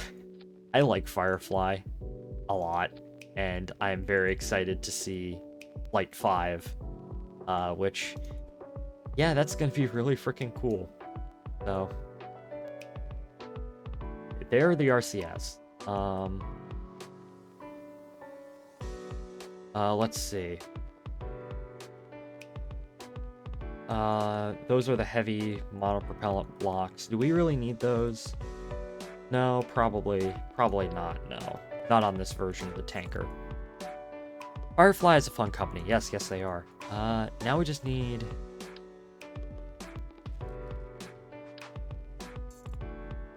monopropellant. And... I think... what I'm gonna do... swap out that... for that, and then... because that's a lot of monopropellant, I'm gonna, like... I highly doubt we'll need more than, like... we'll put it in half. And then that's full. That kicks the stage away, activates. And then, yeah, there we go. And then decoupler, enable crossfeed, yeah, of course. Okay. So there we go. There's the tanker. That is fairly simple. We do need to do... are there dogs today? There were dogs earlier, but they are not here right now. Let me actually hold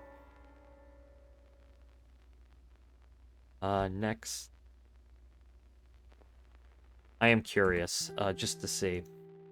Next space flight. At 12:03 a.m.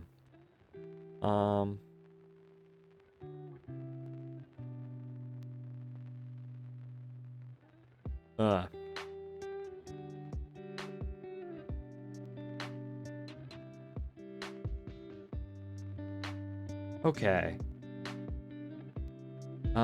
So that's all fine and good. That, well, yeah, and then abort. Yeah, okay. So there's our tanker basically, and yeah, that looks stupid. I mean, this is basically just, if you add a larger fairing, you basically just have Skylab, but it's still really goofy to me. It's still kind of goofy to me. Okay, let's go ahead and, well, we got to reroute there.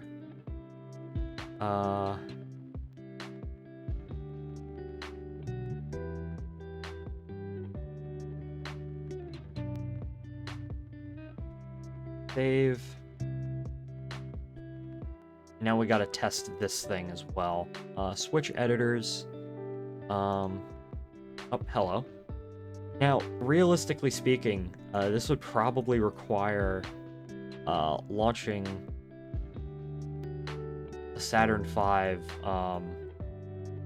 You'd have to launch 2 Saturn Vs within like a day of each other, which is kind of ridiculous. But that's what they would have to do for this kind of mission. That's so ridiculous looking, but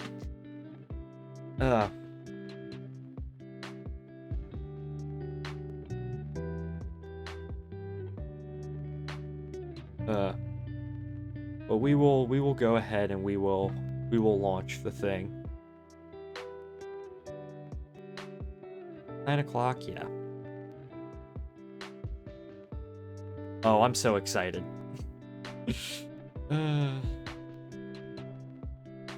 Hopefully everything goes right with the upper stage this time, because I know they've been having issues with that. Okay. So here's our Saturn V tanker. That looks really dumb, but I'll never not get over how dumb that looks. But we will go ahead and we will launch, and we will do a test launch just to see how this compares with the others, the direct descent spacecraft, and we're also going to do like an on-orbit loiter test just to see.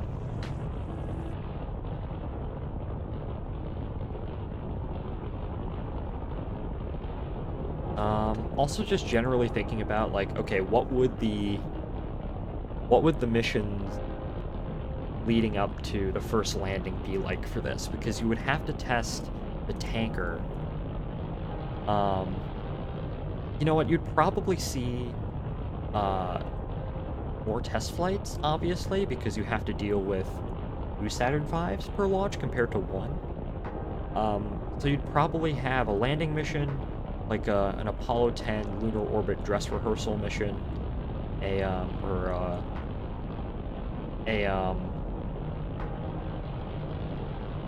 like an Apollo 9 Earth orbit test mission, probably. Probably just a test of the command service module together by itself on a Saturn 1B. Probably tests of the tanker on the Saturn 1B. Do you think Northrop will really buy Firefly? Probably, yeah.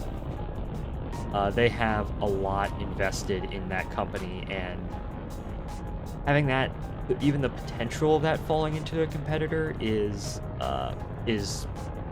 probably quite risky. I think if they don't buy, this is a shit trajectory. If they don't buy Firefly, they're certainly going to bid on it. So the S2 separation, ullage. Of course, it got stuck that time, but oh well.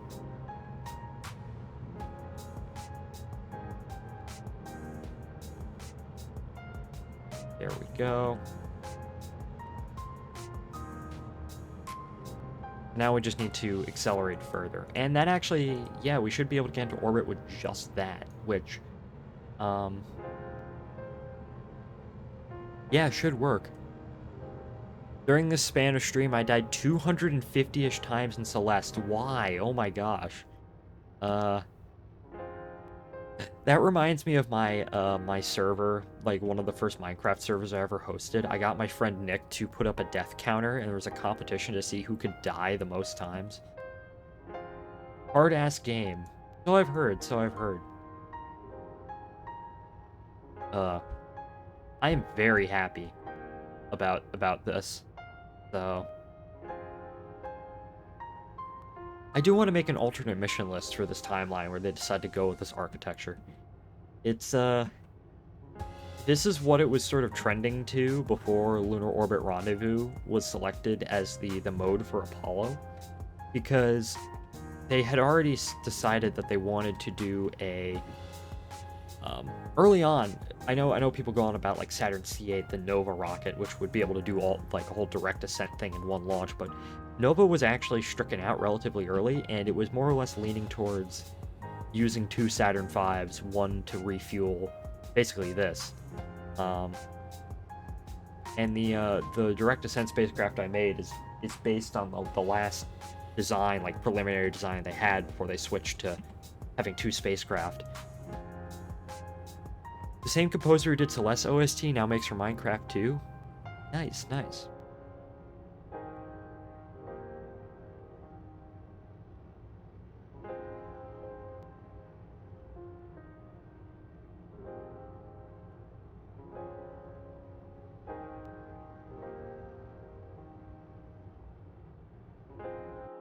Alright, and now I just got to coast a little bit.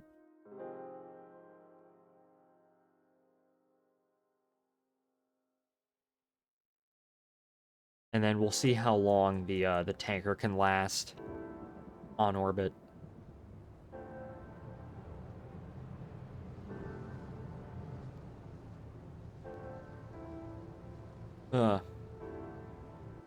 There we go. S2 cutoff. There we are.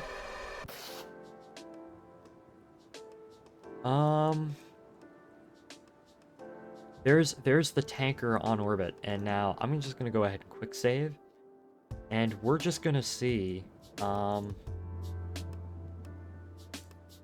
That's a question. Would the tanker even need the large J2s? Probably not. I can probably just take those out and replace them with much smaller, like, orbital maneuvering engines. Saves weight, but...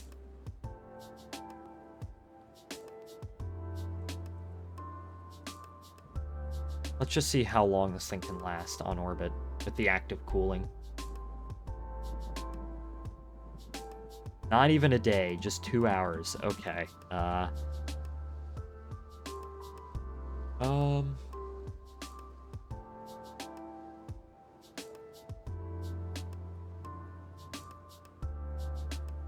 Then what if I turn off the active cooling? What if I just disable the cooling? How long will it last with, in that case, too?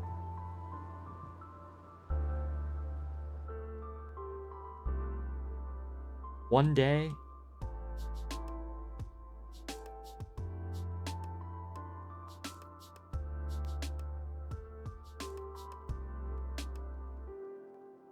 Hydrogen boil off isn't actually that big of an issue.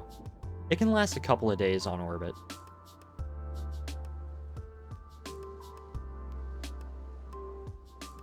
Yeah, it won't be any issue. It can last a few days on orbit in that case. I can't revert the flight. Okay, well in that case, tanker is going to have to deorbit itself eventually, so...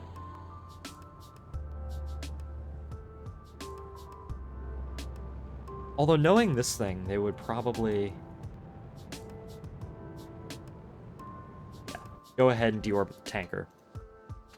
Although knowing this thing, they'd probably... let's see. Our North American Rockwell flyby. Yeah, the tankers, they probably wouldn't have the big J2s. They'd probably... Where's just the straight S4? Not even the S4B, just the standard S4. This used hydrogen and oxygen. Yes, it did. And that had RL10s. It probably just have RL10. So.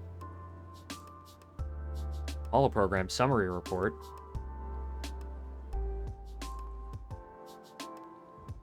(1975).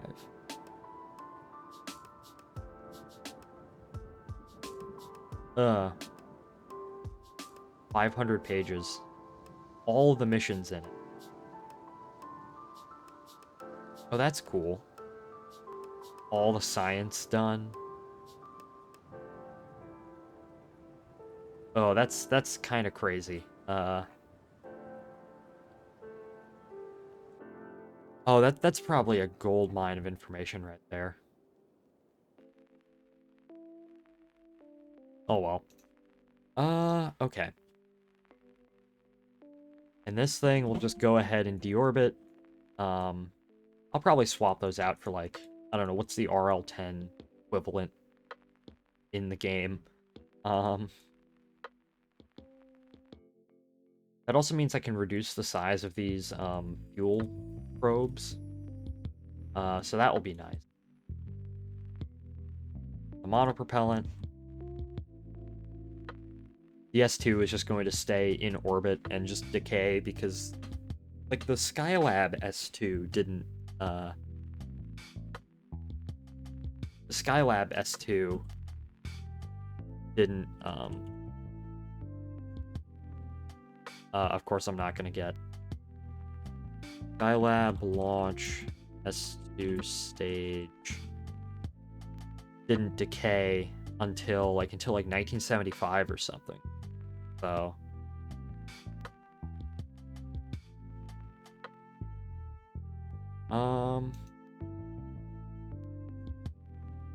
if I just look up S only 7.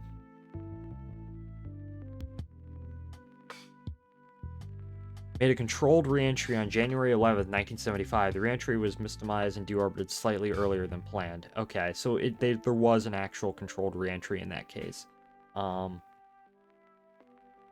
Actually, I'm curious. Oh, I glitched myself out. Okay. I look up... excuse me.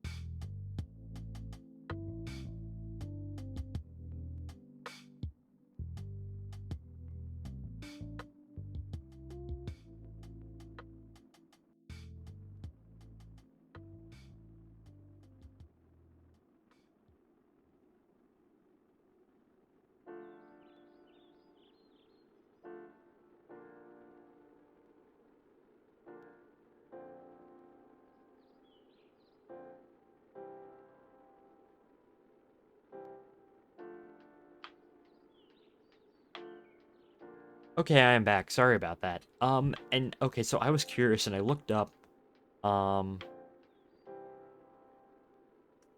Apollo 9, right? Because I was just curious real quick. Because if the Skylab S2 deorbited in 2005, the ascent stage of Spider on Apollo 9 didn't deorbit until October 1981. The shuttle was flying by that point. That is crazy. Uh, that is insane to me. Oh well. Display capture, go back. Enjoy this thing deorbiting, yes. I'm surprised it hasn't fucking burnt up yet, but oh well.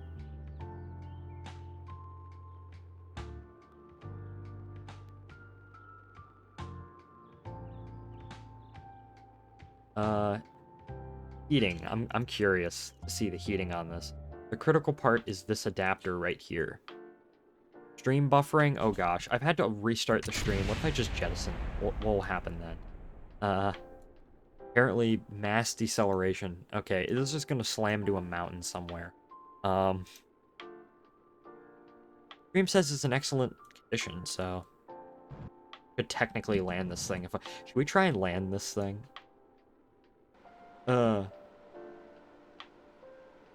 That would be funny. Sure, let's try and land this thing, even though it's supposed to just burn up on re-entry.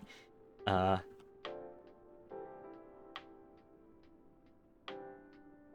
we have it do a controlled splashdown is my question in this lake.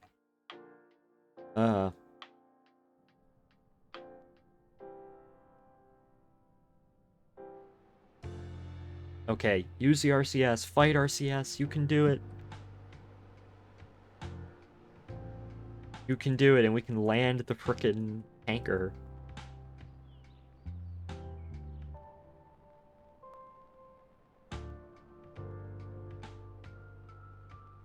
So we know this tanker works, so that's actually very useful.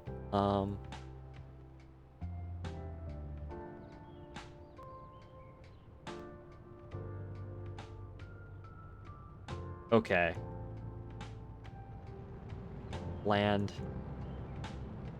Come on. Oh, I think I might not have burned quick enough. If some of this can survive, it'll be so funny. 100 meters a second. Nope, splonk. All of it died. Oh well. Well.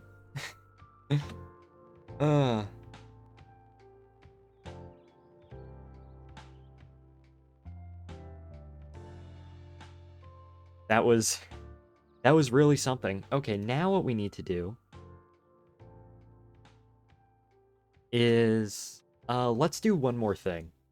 And then I'll end the stream there, but we're going to fly a mission. And that mission is going to be we need to test out whether or not those things can properly dock in orbit to one another. Well, first we got to change out the tanker so that it we'll swap out the engines on the tanker so they're not like massive J2s. So they're just like small RL10s. Probably just like 2, maybe.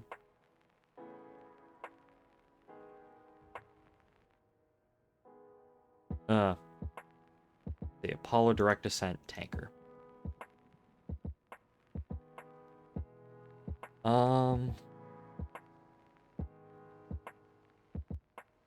That. Take out the J2s. What's like the KSP equivalent of an RL-10?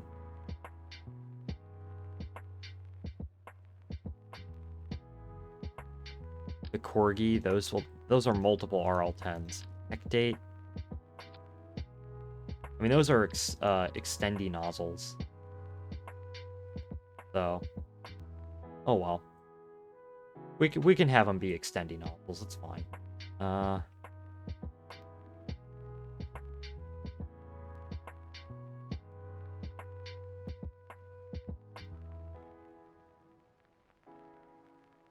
Okay, there we go. That's upstream buffering, and I've glitched out. Okay. Save. Switch editors. Open direct ascent. Tanker. And then we'll swap those out for RL-10s as well.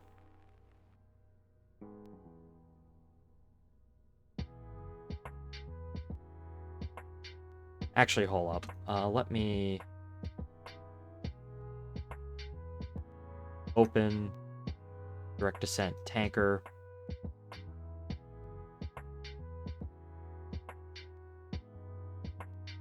Oh, let's see.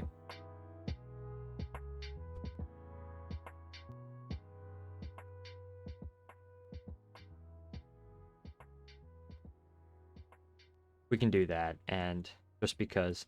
And even though, yes, I know that's going to glitch in there, I can just... Can I, like, disable that? Force percent, 0. Yeah. There we go.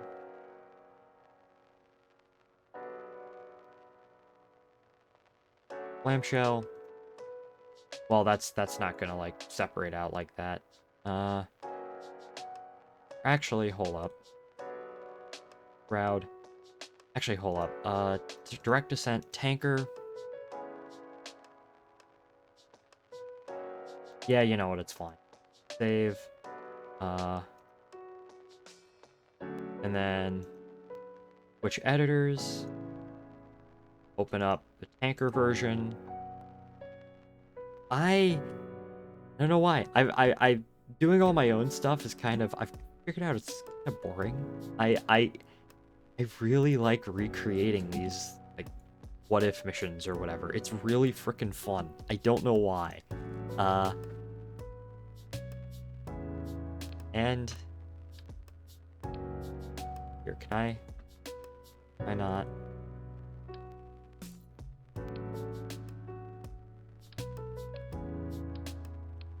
Why won't it?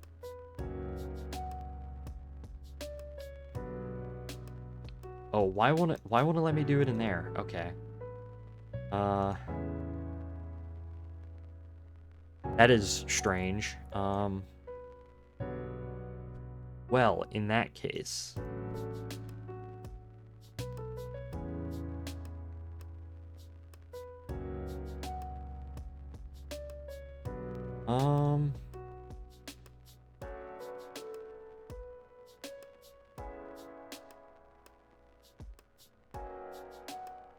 there we go. Save. All right. Now we'll go ahead and we'll launch this into an orbit, and then we will launch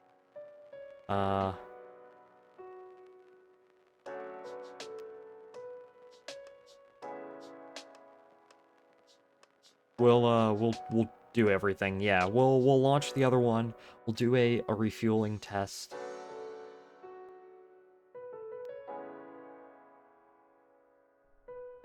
And this will basically be like an Apollo 9 sort of deal, where we just test everything out in low Earth orbit to make sure that we're all good. Okay. Go ahead, lift off. Obviously a much lighter payload than our other one. It is of course much smaller.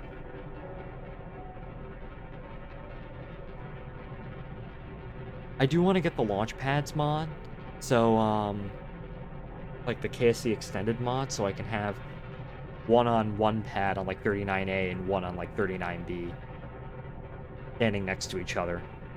What a sight that would be. I can't wait until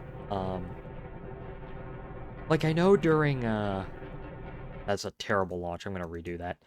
I know during Artemis 1 we had Falcon Heavy and Artemis SLS on the pads both at the same time, and that produced some amazing images. And of course there was the images of both shuttles on the pad at the same time, sometime in the 90s, and then later on during STS 125. Even like the Skylab photo with the Saturn 1B and the freaking Saturn V are amazing, but just 2 Saturn Vs, 2 of them? I remember I posted a picture of the 2 shuttles on the pad at the same time, and then Ryan, who's not a spaceflight fan, said he reacted by saying 2 of them, and I'm like, yes, 2 of them. Okay, time to lock in.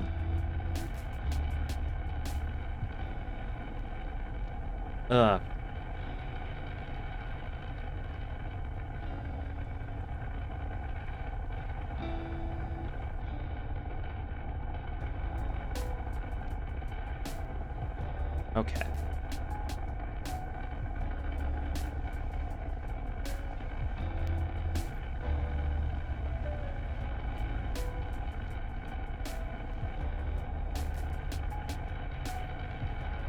Inclination, yeah.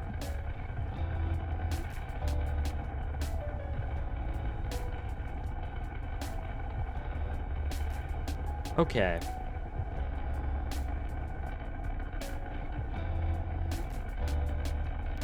Excellent, excellent. Oh, that's really cool to see. After this, yeah, I might actually do the frickin' Voyage recreation, because that would be a project to work on. Well, since I have this tanker, I could in theory do like an in-between and do like the frickin' a Mars flyby sort of thing.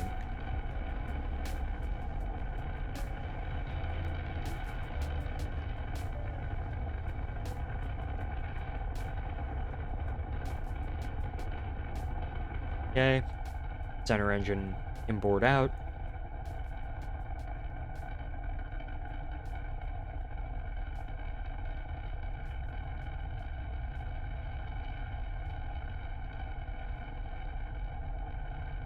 Coming up on staging.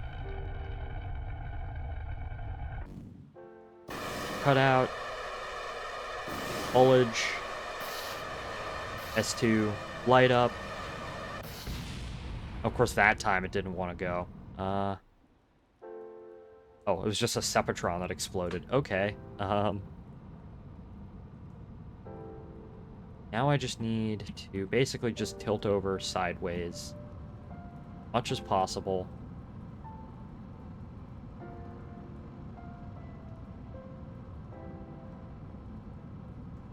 Okay. Orbital refueling is such a cool concept. We haven't really done it. We've done it on small scales, like refueling the space station and whatnot, but we haven't really done it on such a large scale.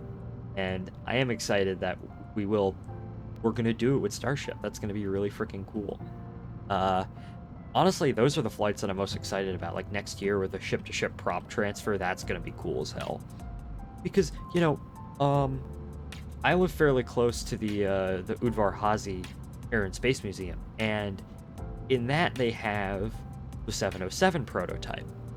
And the 707, if you don't know, the Boeing 707 in the 1950s was originally pitched to the Air Force as a in-flight tanker. You know, in-flight refueling was something that's seen as absolutely ridiculous, but now it's just sort of seen as normal. It's a very, very sort of interesting thing. It's just something that's just accepted and whatnot. And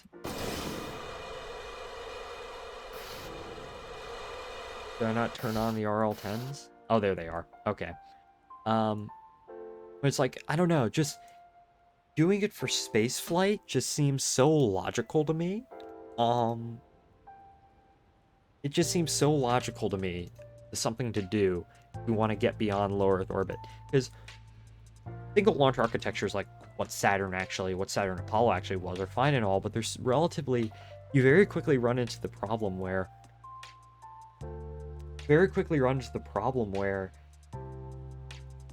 you know, as your spacecraft grows, you need a larger and larger rocket, and eventually at some point just launch your payload on one rocket and then just refuel it on orbit. It's just very neat. It's very neat to me. We might have to fix that, but oh well, we will see.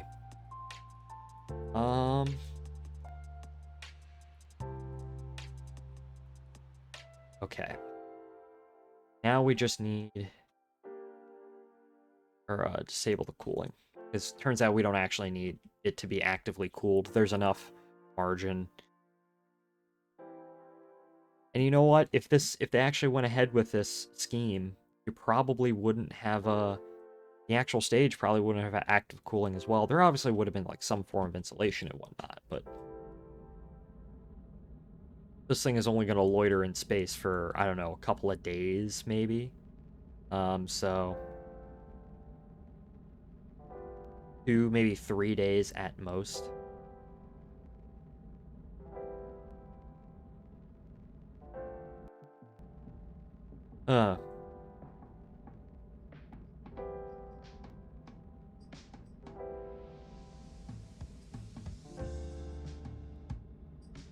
Okay, almost in orbit.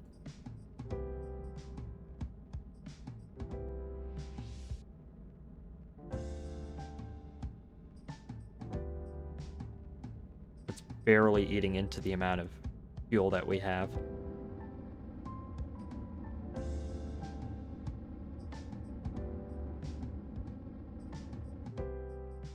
Okay, you know what, that's good enough. And we can actually continue to circularize the orbit a little bit.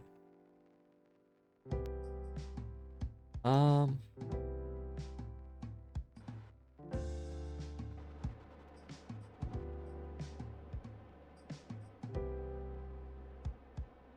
just use the monopropellant to help slow down. I forgot to put an antenna on this thing. Oh well. We have ground connection anyways.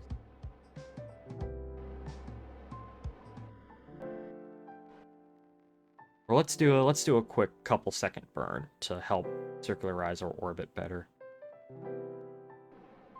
Foliage. Light up the engines. Because RL-10s, the main thing about RL-10s is that were they the first restartable engine in space? I think, if not the first, one of the first. That's what these are. So. Warp there. The S2 crashed into the ground.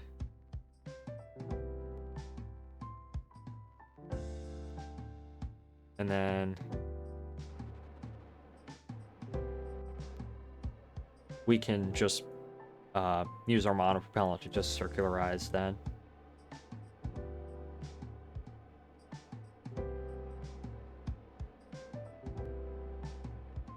All right, 100 kilometers. Excellent, excellent. And just a matter of pointing the thing forwards. We'll have it go into... have it hibernate for now. Just to, we'll have the thing hibernate just because, but we will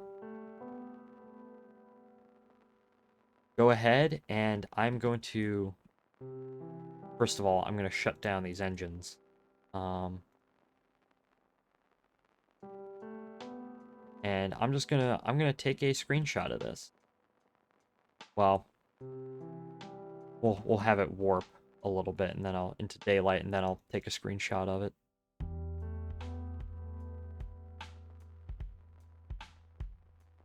Come on. You. Hold up. Okay.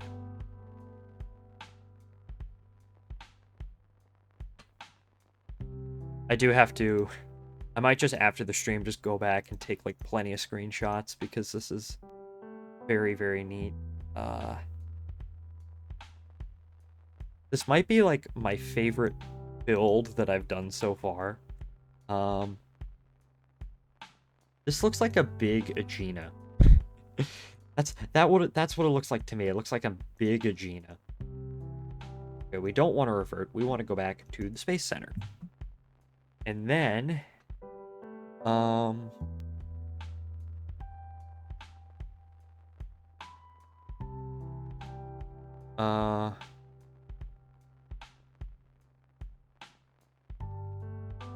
gonna go back to the Space Center, and then we gotta launch our actual, craft. Our, what's it called? Our actual Apollo spacecraft. So... because this is gonna be the first test of, as I said, I'm not gonna do a full moon mission today. I just want to see if these things can properly dock with one another. So let's load up Apollo Direct Descent. There we go. Who do we want to command this? We want Jeb and Val. I do want to make that mission list now for this alternate, I guess, timeline that I'm sort of putting together. I mean, hey, what you could do is you have the tanker, just convert the tanker into a fucking dry workshop, and you have Skylab. It's simple as. Oops. Oh well. Also, that could make a really good space tug too.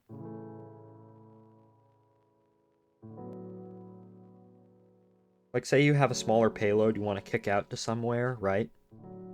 Say you have like a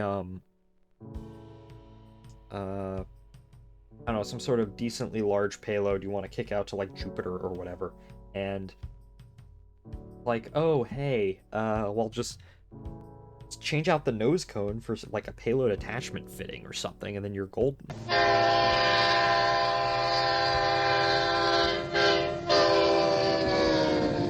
Welcome aboard, Ash Holiness. Thank you for following. I hope you are enjoying the stream so far.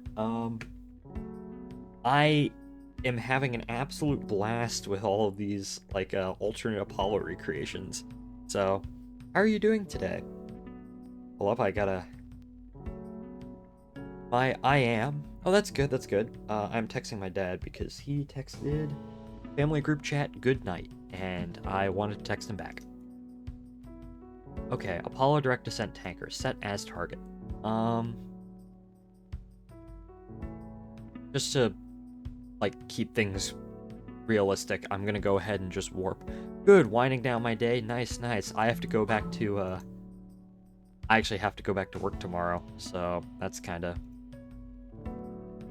but I'm always nice. I really didn't do much today, if I'm gonna be honest. Today was one of my days off, so...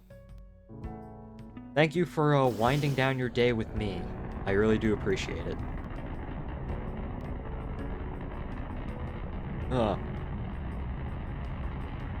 Okay. Time to launch this. And, yeah, okay.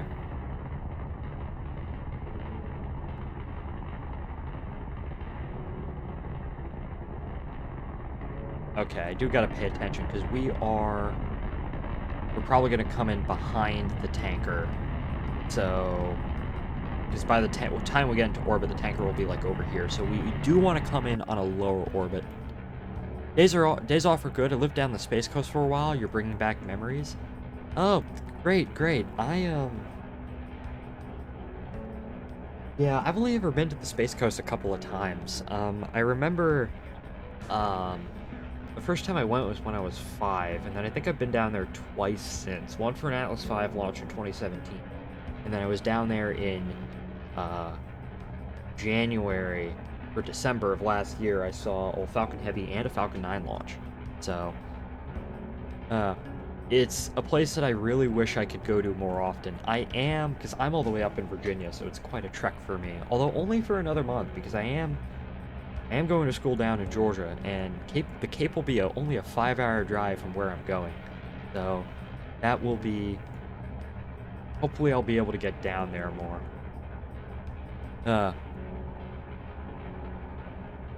Inboard cutout, there we go.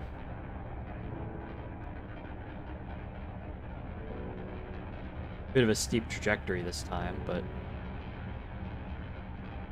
yeah, talking and playing doesn't necessarily lend itself well to a whole lot of focus, although I have gotten better as time goes on, so.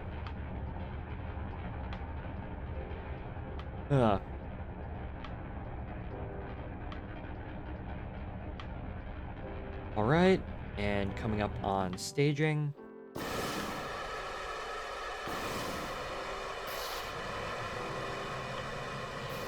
There we go. Oh, that hit the S1C. Okay. Crowd off.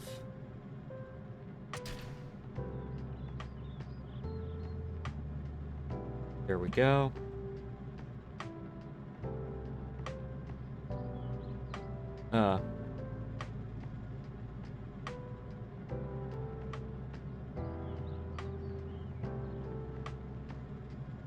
Relative inclination. Okay, we need to actually reduce our relative inclination compared to the target.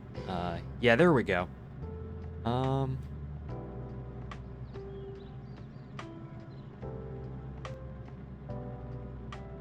target is that way. We're still climbing these decent ways, but I think we're gonna try and get about 90 kilometers worth of altitude, or 90 kilometer by 90 kilometer orbit, because the tanker is at 100, or maybe 95, because the tanker is at 100, and if we want to rendezvous it from behind, we need to come up from behind on it on the V bar. Do a V bar rendezvous.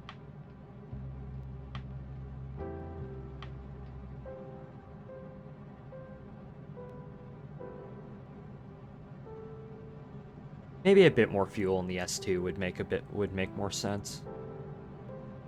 I don't know. I'm still dialing in all this because I only just got this working today. So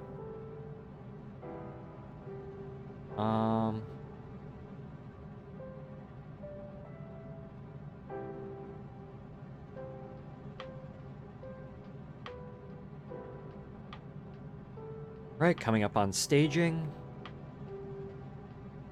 And S2 burnout, S2 jettison, S4B activation. Okay. And now it's mostly just a matter of gaining velocity. We've gained all of our vertical velocity, well, most of the vertical velocity, still not all the way there yet. And now we just need to gain our horizontal velocity, and then we should be good.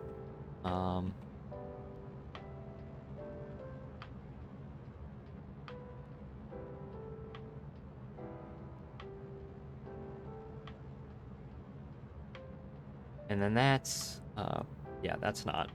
nothing on here is actively cooled, because hydrogen, rocket fuel, if it's not kept actively cooled, or there's not measures to reduce the heating on it, on the tanks, will just boil off in space, because it's all cryogenic, it's all super, super cold, rocket fuel is, when it's being stored.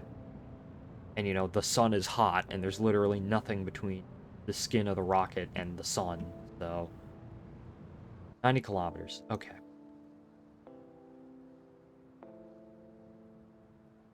So we got the burnout on that.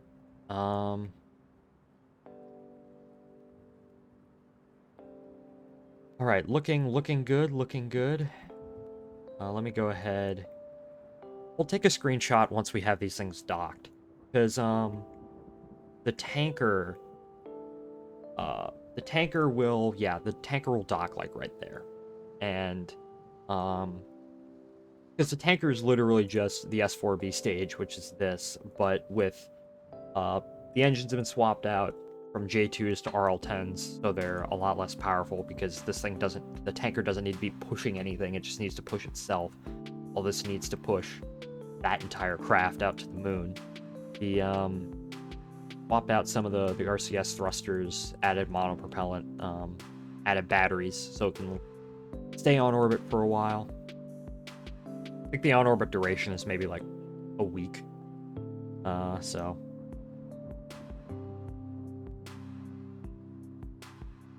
okay.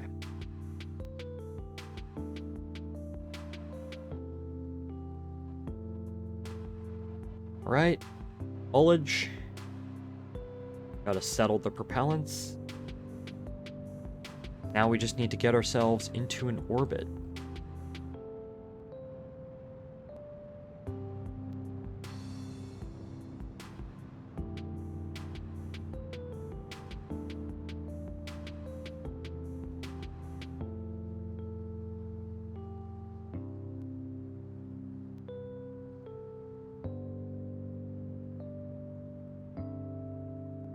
Okay, there we go. We are in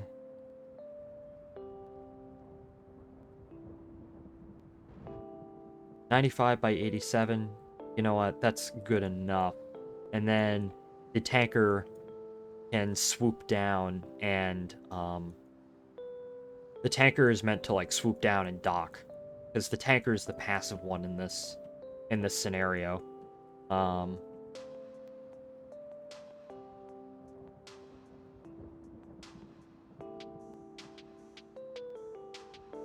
Okay. There we go. And now let's swap to the tanker.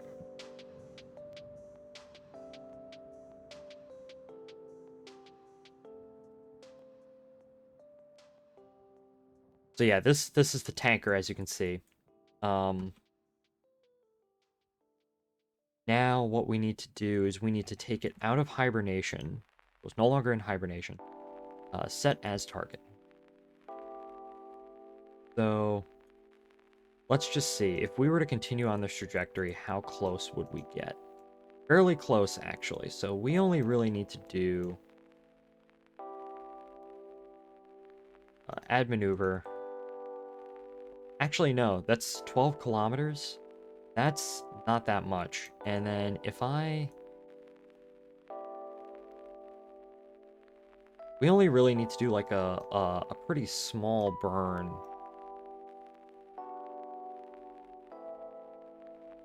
Get this thing close. Let's see. Where's our sending node? There it is. Okay. So I think the only thing we really need to do is warp to the descending node, get into the same inclination, and then once we warp around on another orbit, we should have we should be good.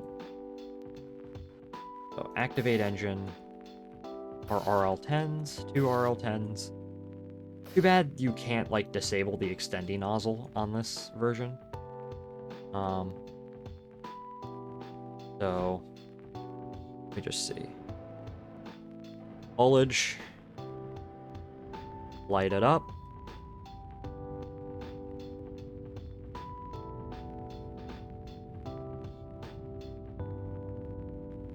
Okay, relative inclination.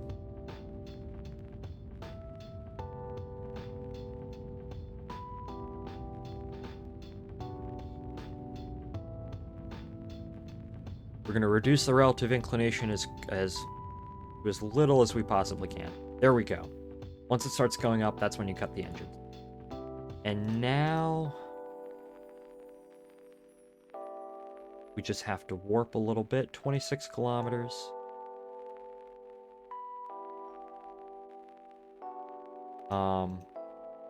We should do one more burn.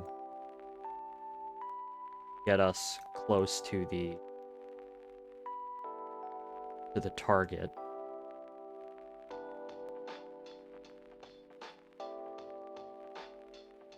Um,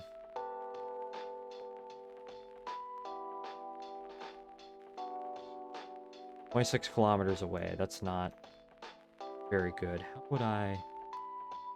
No. Add maneuver. I'm trying to figure out what would be the best way to rendezvous.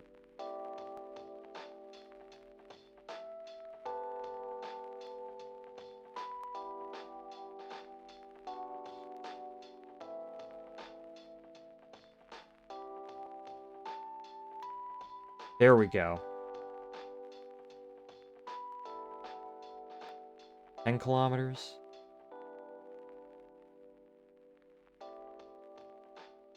12 kilometers. 8 kilometers.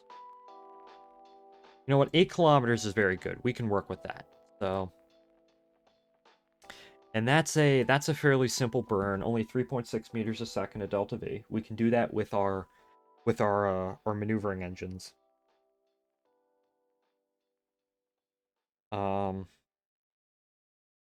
Almost 10 o'clock. That's when I was probably expecting to end the stream, but we should get this done in time. Nice 3-hour stream with a 5-minute break in between because my internet died. You would think, with all the data centers around where I live, my internet would be good, but that is not the case because they all hog up. They all hog it up. It's kind of ridiculous. Okay. Start the burn. Only a 3.6 meter per second delta V burn. There we go. Perfect. And we got an intercept at 8 kilometers, which is nice. We can warp over. We can probably reduce that if we warp over to our ascending node. And then we use our RCS to adjust our relative inclination down even further. We can go ahead and we can look at our target. It's approaching. Where's our ascending? There it is.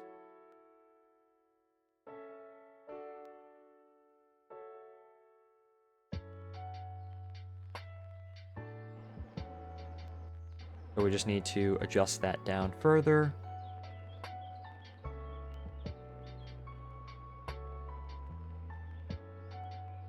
No? Okay, that's not going to do much. All right, in that case, we need to point anti-target. We have to begin the rendezvous and prox ops. Point anti-target. Forgot to do all of that time. You don't need to do it, but they do that in real life. You got to settle the propellants in the stage before you light the engine. Okay. Turn around.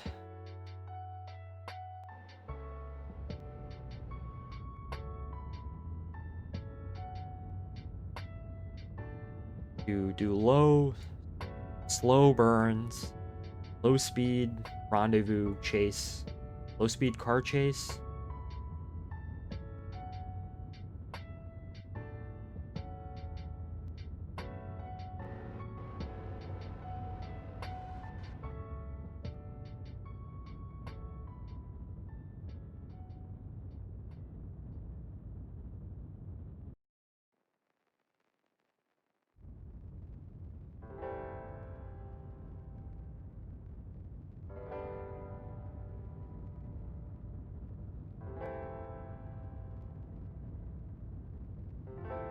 Okay, there we go.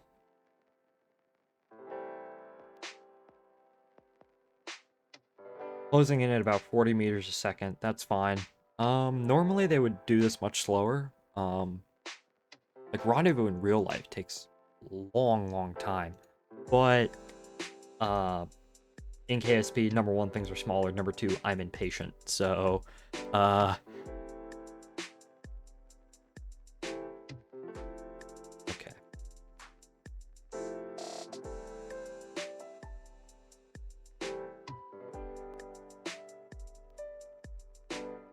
Okay. while we're slowly coasting into our the Apollo, we are going to. I'm just gonna take a sip of my water. I'm not even gonna bother warping.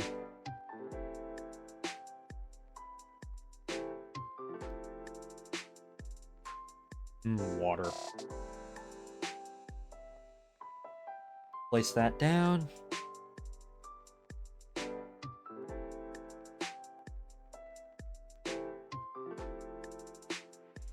Oh, isn't it beautiful? This game is so... I know I have a bunch of visual mods, but even then, this game is really pretty.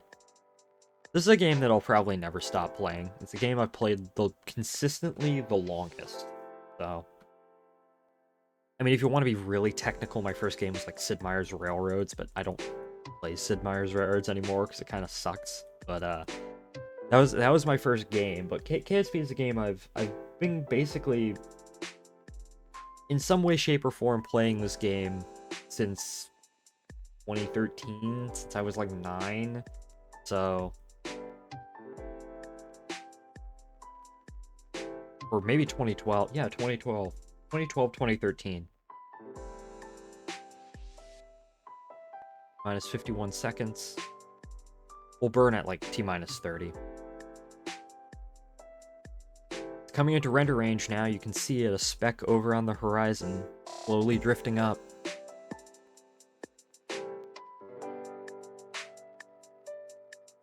Yep, it's now in render range, 2.2 kilometers. 30. Foliage. Light it up.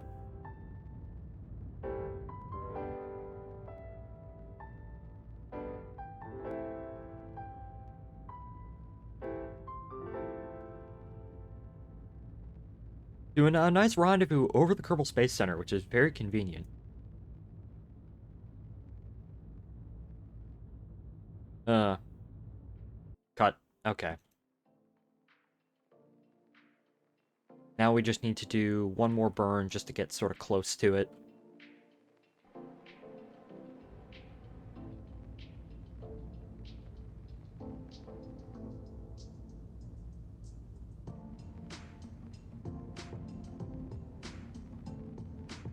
Alright. There we go, we are good. And then...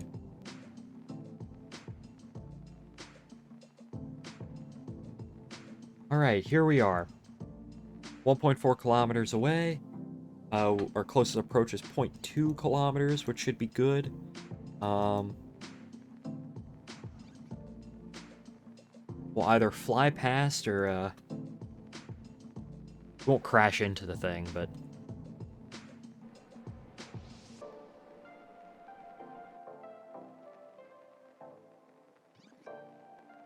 Okay, now it's time where we need to... this is a V-bar rendezvous. Or is it? No, this is an R-bar rendezvous. V-bar rendezvous is if we would be coming up... Wait, no. Why am I confusing R-bar and V-bar again? No, this isn't R-bar. V-bar is if we... R-bar is if we'd be coming up underneath it. This is the V-bar, because this is velocity. So... Okay. Thank you, space above us. Okay.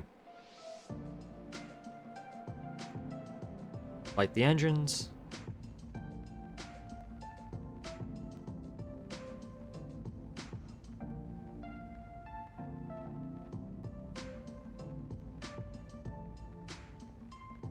And cut 5.5 meters a second. That's very doable.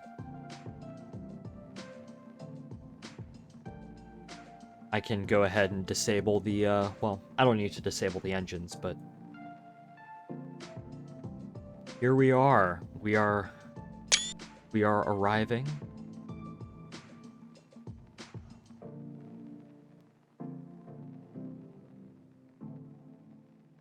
Perfect. That was a really good rendezvous, actually.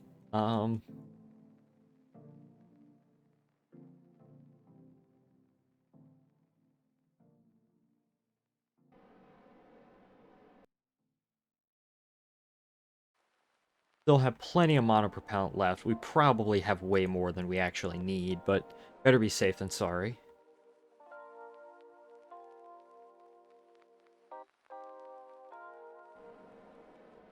You never know when the S4BT is gonna have or a TK is gonna have a bad day, so.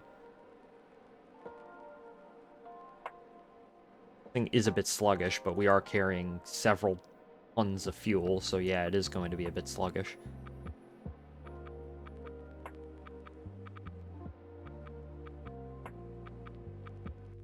Alright. I'm going to shut down those engines simply because I can take a picture of these two things together. What? Nope.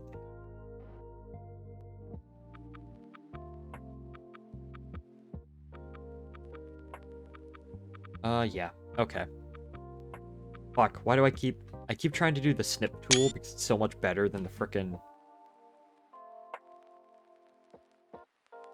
Or how about if I just get up, like, snipping tool? New. Or it won't... New. No, it won't... Oh, fuck. Okay. Come on. There we go. There we go, and I'm going to save that image. Okay, and I have just increased our velocity by like 2 meters a second, so during that.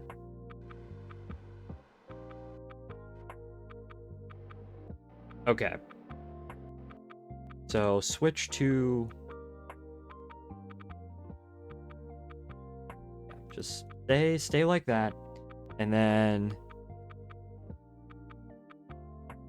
we need to dock that way.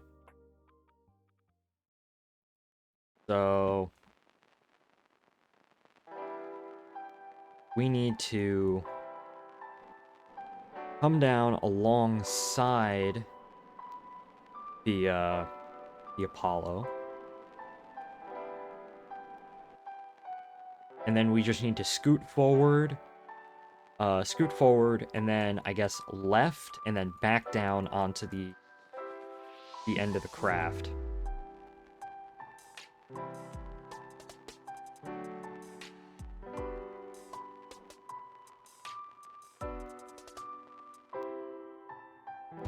Oh, now that's pretty.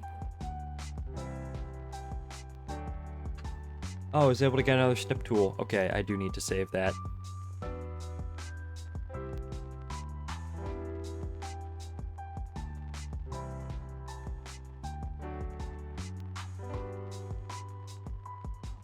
Now, I guess my main concern with this, and the one...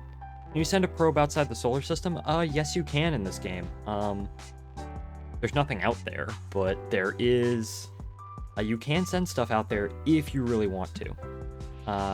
For now, I'm just doing stuff in low Kerbal orbit, and, well, eventually this is going to go to the moon, but not on this mission today. This mission is just to see if I can dock these two things together and do a proper refuel.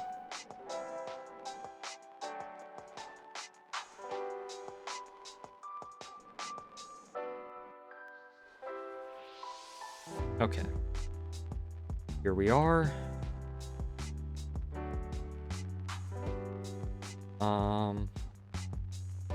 We are down alongside of it. Now let's just, let's coast forward.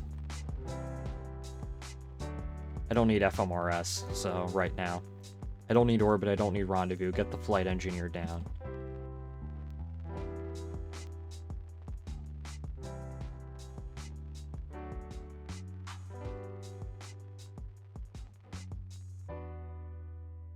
There's the moon. The Mun.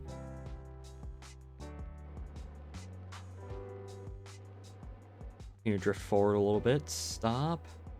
Okay. Now what we need to do is to drift sideways. Which I sort of realized that I don't have the proper... Oh wait, no. I have the proper RCS setup. Don't want to roll.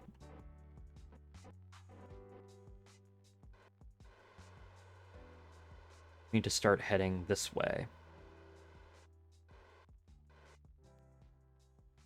Okay. Now that's cool. Now that looks fantastic. Okay.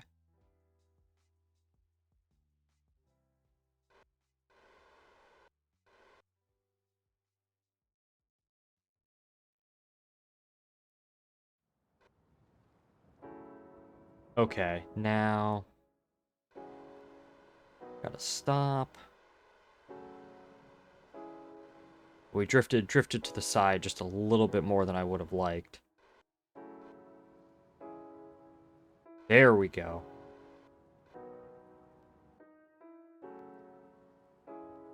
Now we actually have also drifted down.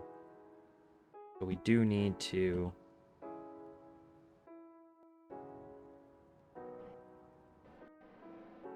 drift up. Let me go ahead and aim the camera to the bottom of the ore.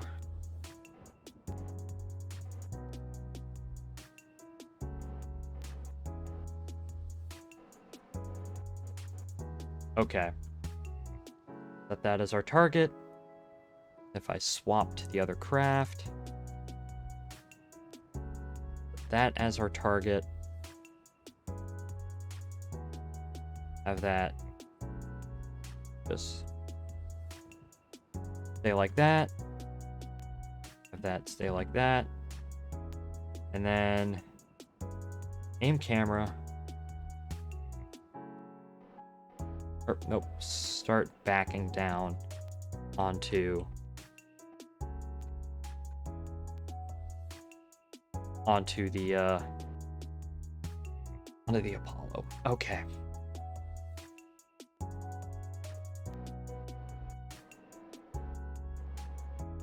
We're docked. Okay, moment of truth. Are these both docked? Undock. Undock. They're both docked. Hey, we did it. Okay, this works. This works. Okay. That is excellent. Hey, okay, now moment of truth. Let's see if we can transfer fuel over. And will it be enough? It's way more than enough fuel.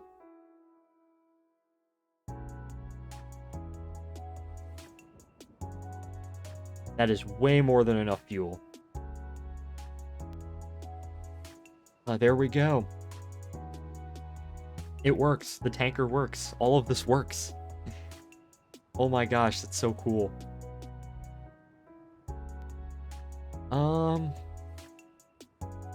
Well, naturally, I need a picture.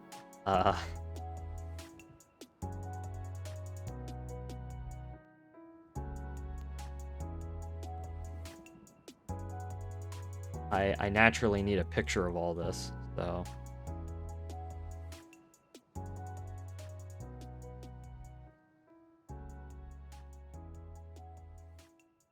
Okay.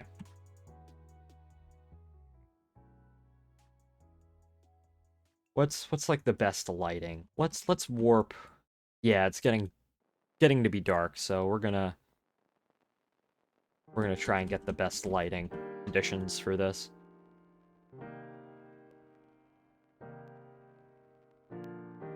Oh, it does like to wobble.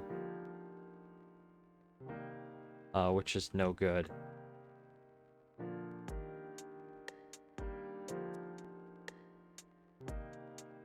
Yeah, heaviest part. I might want to lock that to heaviest part. Okay. Well, that's something to memorize for next time. There we go.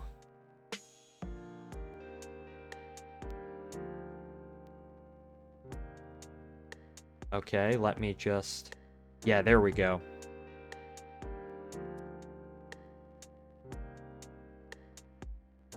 I need to put this through like an image thing to make it look all grainy and whatnot. But that is really cool.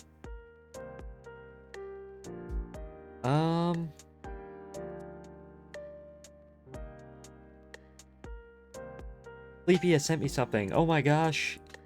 Damn. This is an excellent GIF right here. Thank you, Average in chat, for sending me this amazing GIF. He's fleeing the police. Very much true. Water car.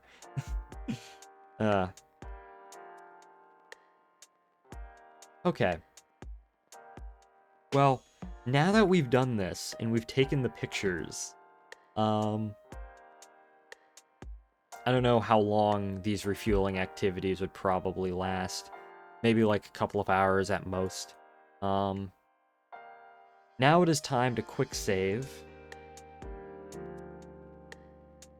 And then we need to go ahead and uncouple, which decided to do that. There we go. And there, oh yeah, it's the, okay, there we go. That looks utterly ridiculous, but, or maybe I should really have a,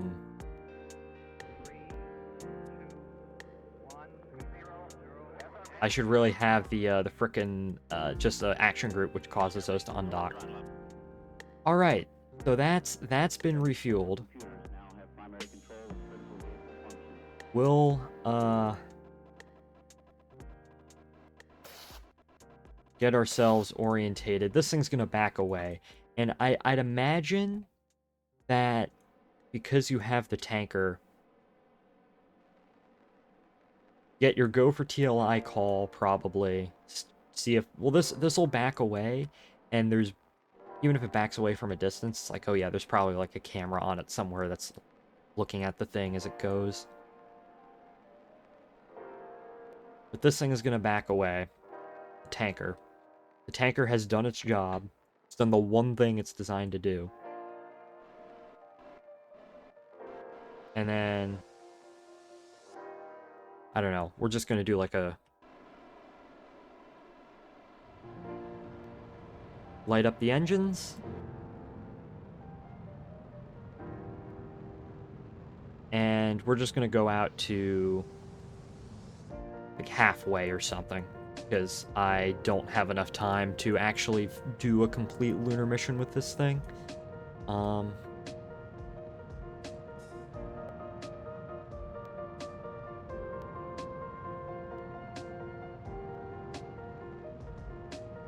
We'll go out to like 1,000 kilometers or something.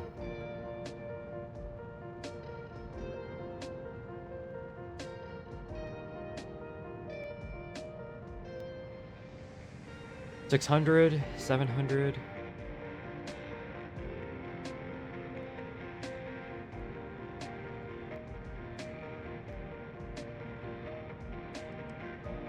Yeah, 1,000. And then that'll go ahead and separate.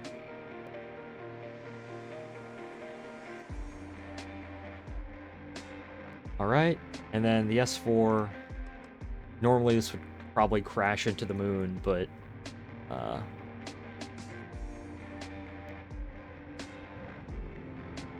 we'll have it just orbit itself, basically.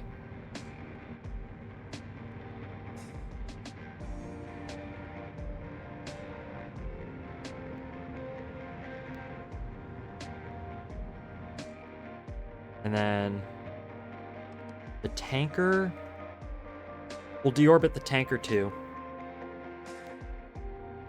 And yeah, we'll just do a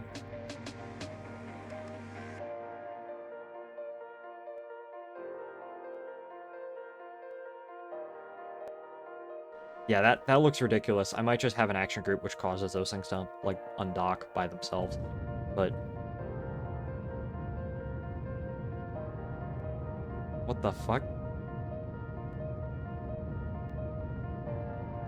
Control from here. Yeah, okay. Yeah, this thing isn't going out towards, it needs to go back. But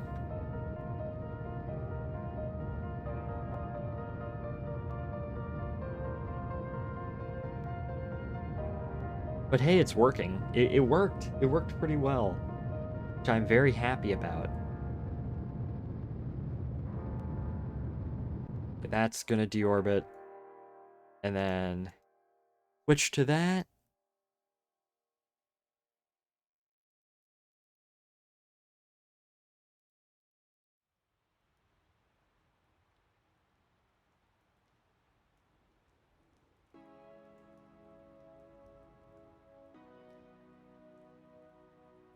And then, yeah, just continue to coast out and up. I don't know, we'll light the engine just to test that out.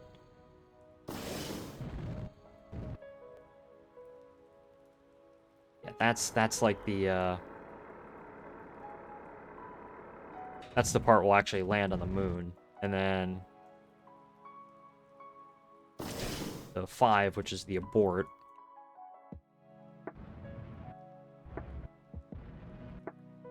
We'll go ahead and we'll land on the coast. And then we'll just do a re-entry and then we're done. Yo, happy July 1st. Oh yeah, happy Canada Day. I'm not Canadian, but happy Canada Day to those who are. Hello Polish meat, welcome in. I seem to have glitched myself out, as I often do. Oh yeah, because I hit the action group. You kind of joined in, kind of at the end of the stream. I am getting ready to end it, or Polish Meatball. Excellent name, by the way. Oh yeah, we're in the atmosphere. We should probably, like, get rid of the service module. I've been working on, something a little interesting. I've been working on a yeah. I'm sorry, Polish Meatball, but I have to go to bed soon. I work in the morning. But,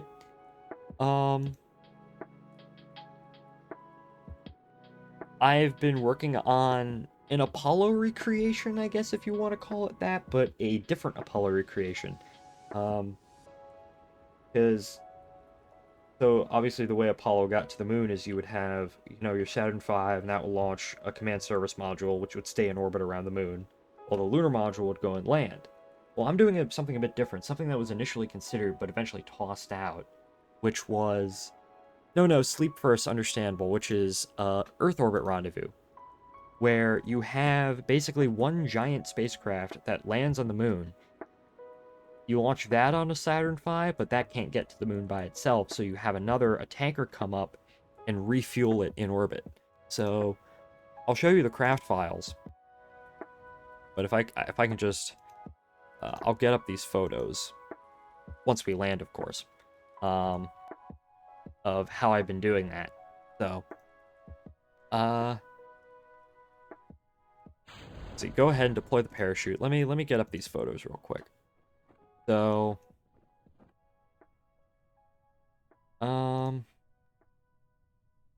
these are some of the only screenshots that I took. There's my little tanker, and then there's my...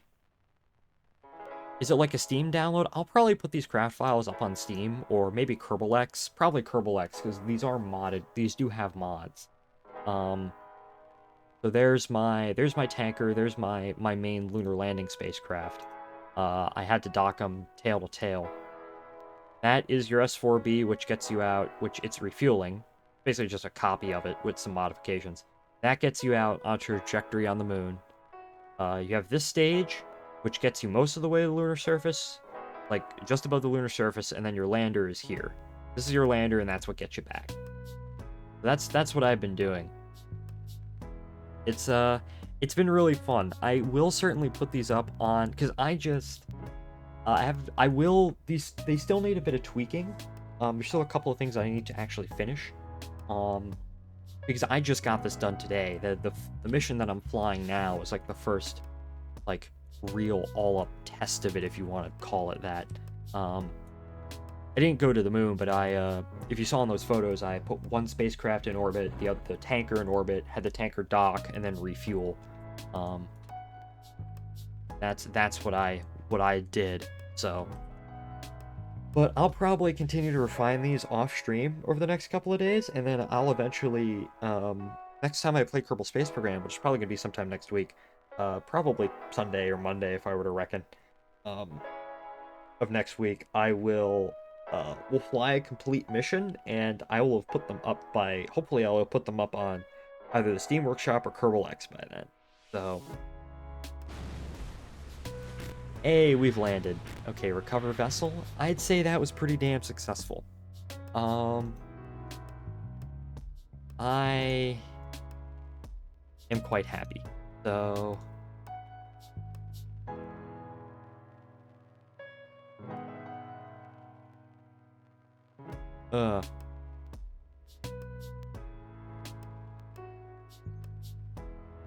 Okay. I'll show you. I don't really build rockets. I usually just build space planes because they look cooler. And also, actually, I'm trying to dock. Trying to dock right now? I remember... Docking for me is pretty easy because I'm so used to it, but I remember when I was first trying to learn how to dock. I think I wasted through, like... I had like 1,000 monopropellant on my craft, and I wasted it all trying to dock for the first time. Docking is hard. It's a hard skill to learn. Rendezvous and docking is a hard skill to learn. It really is. Also, yeah, I generally build rockets. I am not good enough for space planes, by any stretch of the imagination. So that's what I mostly build. Trying to dock a spacecraft sucks. Yeah, It's, as I said, it's just practice. You'll eventually get there. You'll dock your first time, it'll be an absolutely terrible docking. But, you'll do it, and then you'll do it again, and that'll be terrible, but slightly better. And you just do it over and over again until you actually get used to it. So yeah, here is my, this is my Saturn V, as you can see. This is my Saturn V, and then this is the tanker up here, which the tanker is just a modified version of the third stage of a Saturn V, an S4B. So that's the tanker, and then you actually have the spacecraft itself, which is this. Yet again, Saturn V, 2-stage, with your S4B third stage, which gets you out on a trajectory around the moon. And then you have this stage right here, which is, this gets you into lunar orbit in about 90% of the way to the surface. You get rid of that when you're about 10 kilometers above the lunar surface, and then you have like a small landing stage where you actually land. And then then you have this small stage up here that gets you home. And so that's it. Those are the 2 craft files. They're not, as I said, they're not done yet. I need to optimize them. But I'm actually very happy about how these have both turned out. Just the way they fly and the way they look and everything like that. It works very, very well. Alright, well, I think in that case, it is 10:17. I've been streaming for 3 hours, 20 minutes. I still need to get ready for work tomorrow. So I think I'm going to end it here. It looks good. Thank you. One of the mods I have installed, I have a couple of mods installed, and one of them is called Restock. Restock and Restock Plus, which most of these parts are actually stock, or they're the DLC parts. But it basically changes the textures of the stock parts to make them more sort of consistent. So... And I really like the decals that I added. The decals, like, make the rocket, in my opinion. It look naked without the proper, you know, USA and United States decals and all that. But, yes, I think... Let me look. Give me one moment. Well, I think I'm going to end the stream here. I will be back this Thursday for more Railroader with the boys, and then,